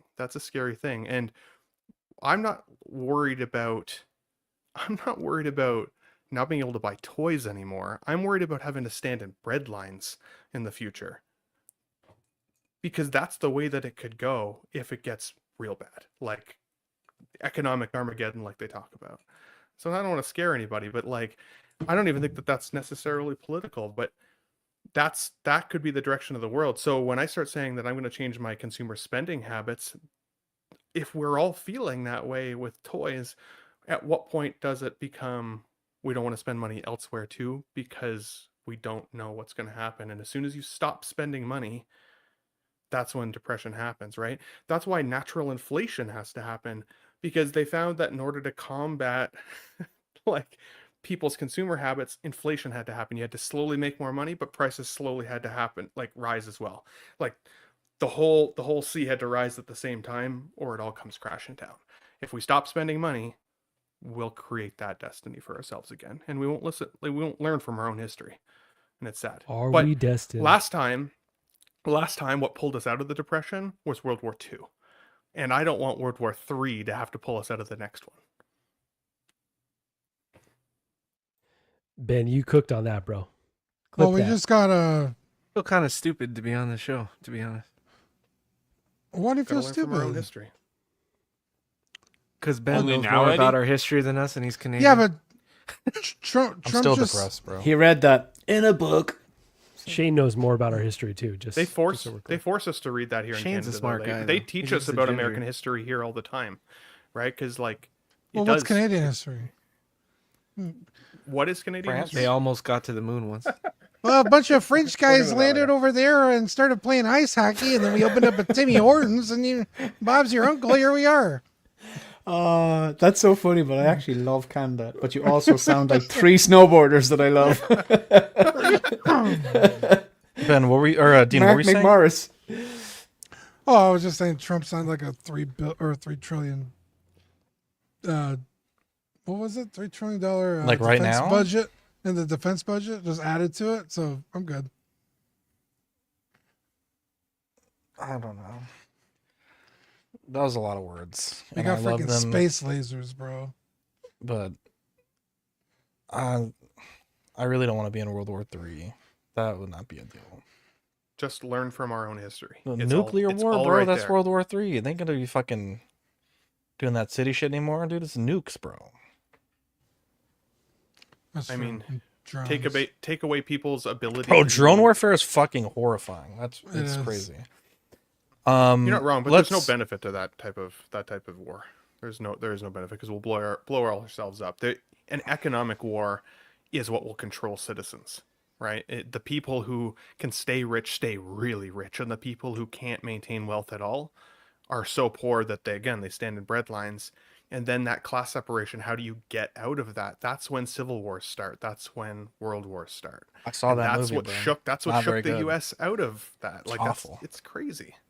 No, you're right, It's Ben. crazy. And the separation between the haves and the have-nots is increasing. So I think you're trying to say like you're being cautious because not just you're seeing these increases on figures, but also like there's a lot of other uncertainty. And yeah, it is scary for sure. But Bro, you're a have. I love my dolls, bro. I'm addicted. You're a I'm have that addicted. I hangs can't out stop. with have-nots. I'm a have that hangs out with have-nots. Yeah, bro. Bro, I'm lower middle class, bro. We ain't got shit. There's no compared fuck. to, That means I'm way lower you just lower said class. You're fucking at least middle class, bro. You're upper middle At class. least. Dude. Nah, bro. That's You the see cr- some of that these- okay. Ben, you're off the hook. That was the craziest shit I have ever heard on the show. That was actually the craziest thing. Dean's that's staying ever quiet been because he's spoken. upper higher class. He's upper 1% class. He's 1% of 1% class. You fucking kidding me? Unless you're Dean can protect us. No comment. I'm fake upper It's- middle class. I think it's pretty simple. He left us. It's a bunch of smoke screens so that I'm the about to rich go can back with the buy, Mexicans. so the rich can transfer more wealth, right? That's what's That happening. seems wrong, that way. bad fish. Well, if you Yeah, think about it, if I, what I'll read the It's a bunch newsletter of and let smoke you know. screens. What The happened upper in rich the people last? newsletter. What happened in the last? Say, Dean, did 2 you watch the weeks? Masters last week? Dude, That's how you know, bro. What the hell? It's my show. Sorry, Shane. What happened? What happened in the last like say 2 weeks when all the tariff situation was heavily covered in every news station ever? Stock market crashed, like so. And if people were in the know, They made like, if people were in the moolah, know, baby. if people are in the know, going, okay, let's just. This is going to happen. They're going to announce this. People talk. They're going to announce this. Speculation on the tariffs. That's everything's going to crash because uncertainty causes the stock to crash. So if you had that information beforehand and you were just going to short the market, you've made a few billion. And how it it's like The Big Short, really. That's some tinfoil hat I still don't right understand there. that movie. That's not tinfoil hat, man. That is absolutely not possible. tinfoil hat. That's just That's people not tinfoil who hat. know. That is Elon- absolutely not. That's like The 101. president and Elon have both said, "Hey, it's a great time to buy."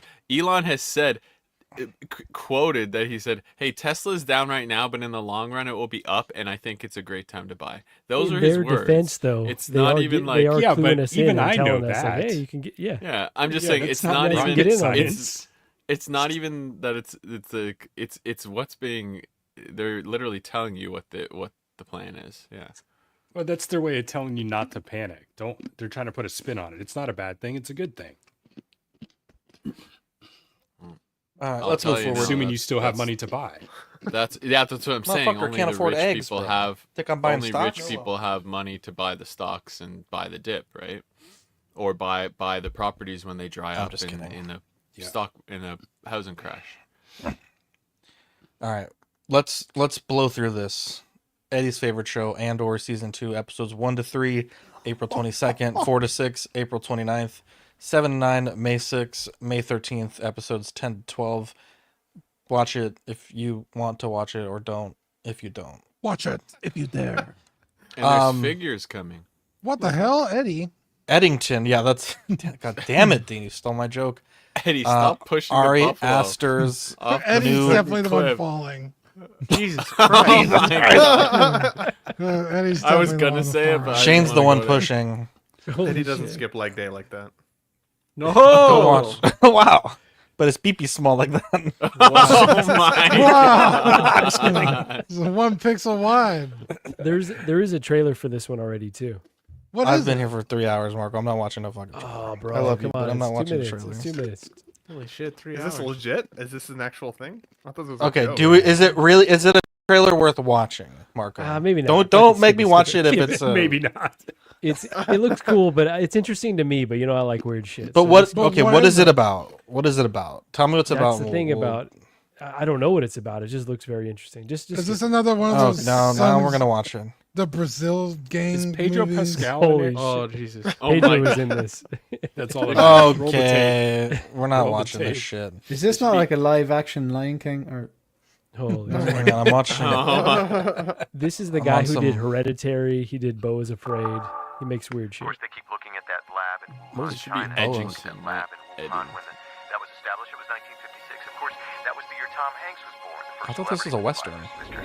It is a western. Value your life. You should think twice. Is that Joaquin Phoenix? Because the people at Yes. Yeah. like guns. Your pain is not a coincidence. You are not a coincidence. We are not a coincidence. What's this guy? Elvis, right? Now to deny Austin my Butler. husband's announcement yesterday, which was false. Heading to New Mexico, despite its meager population, is quickly being God, I hate Is that social Supergirl? media. I'm ready to continue leading our town. Oh my God, Pedro Pascal is in it. Boy. The goat. Backwit.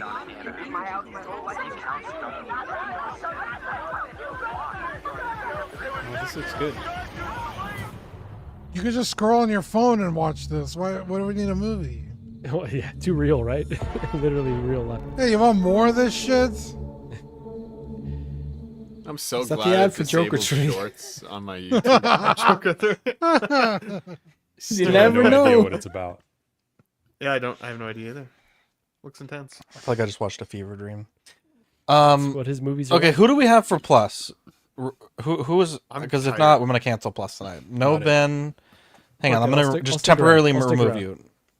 No Badfish. Badfish, you in? I mean, if depending Oh on my many, I could God. probably do it. Jesus, just answer. Well, I need a yes or no. What time Mike does is it a start? no. Mike's in. Right after. Okay, so you're no seems it's Badfish. 5:30 in the morning. No. Shapers. Okay. Holy shit, Shane. I'm just trying to figure out if we got a cast for Plus. Eddie, I'm you a out? ride or die. Eddie's out. How dare you, Dean? That's a no for me, dog. All right, so Wow. we got 4 for Plus. I think we could do Plus. We'll keep It'll it be a tight. short one. It'll be nice and tight. That's what she I'll said. stay if it's will. short and tight. I'll stay if it's short and tight. 15 is all I'm Hell doing. All right. 15's perfect. All right.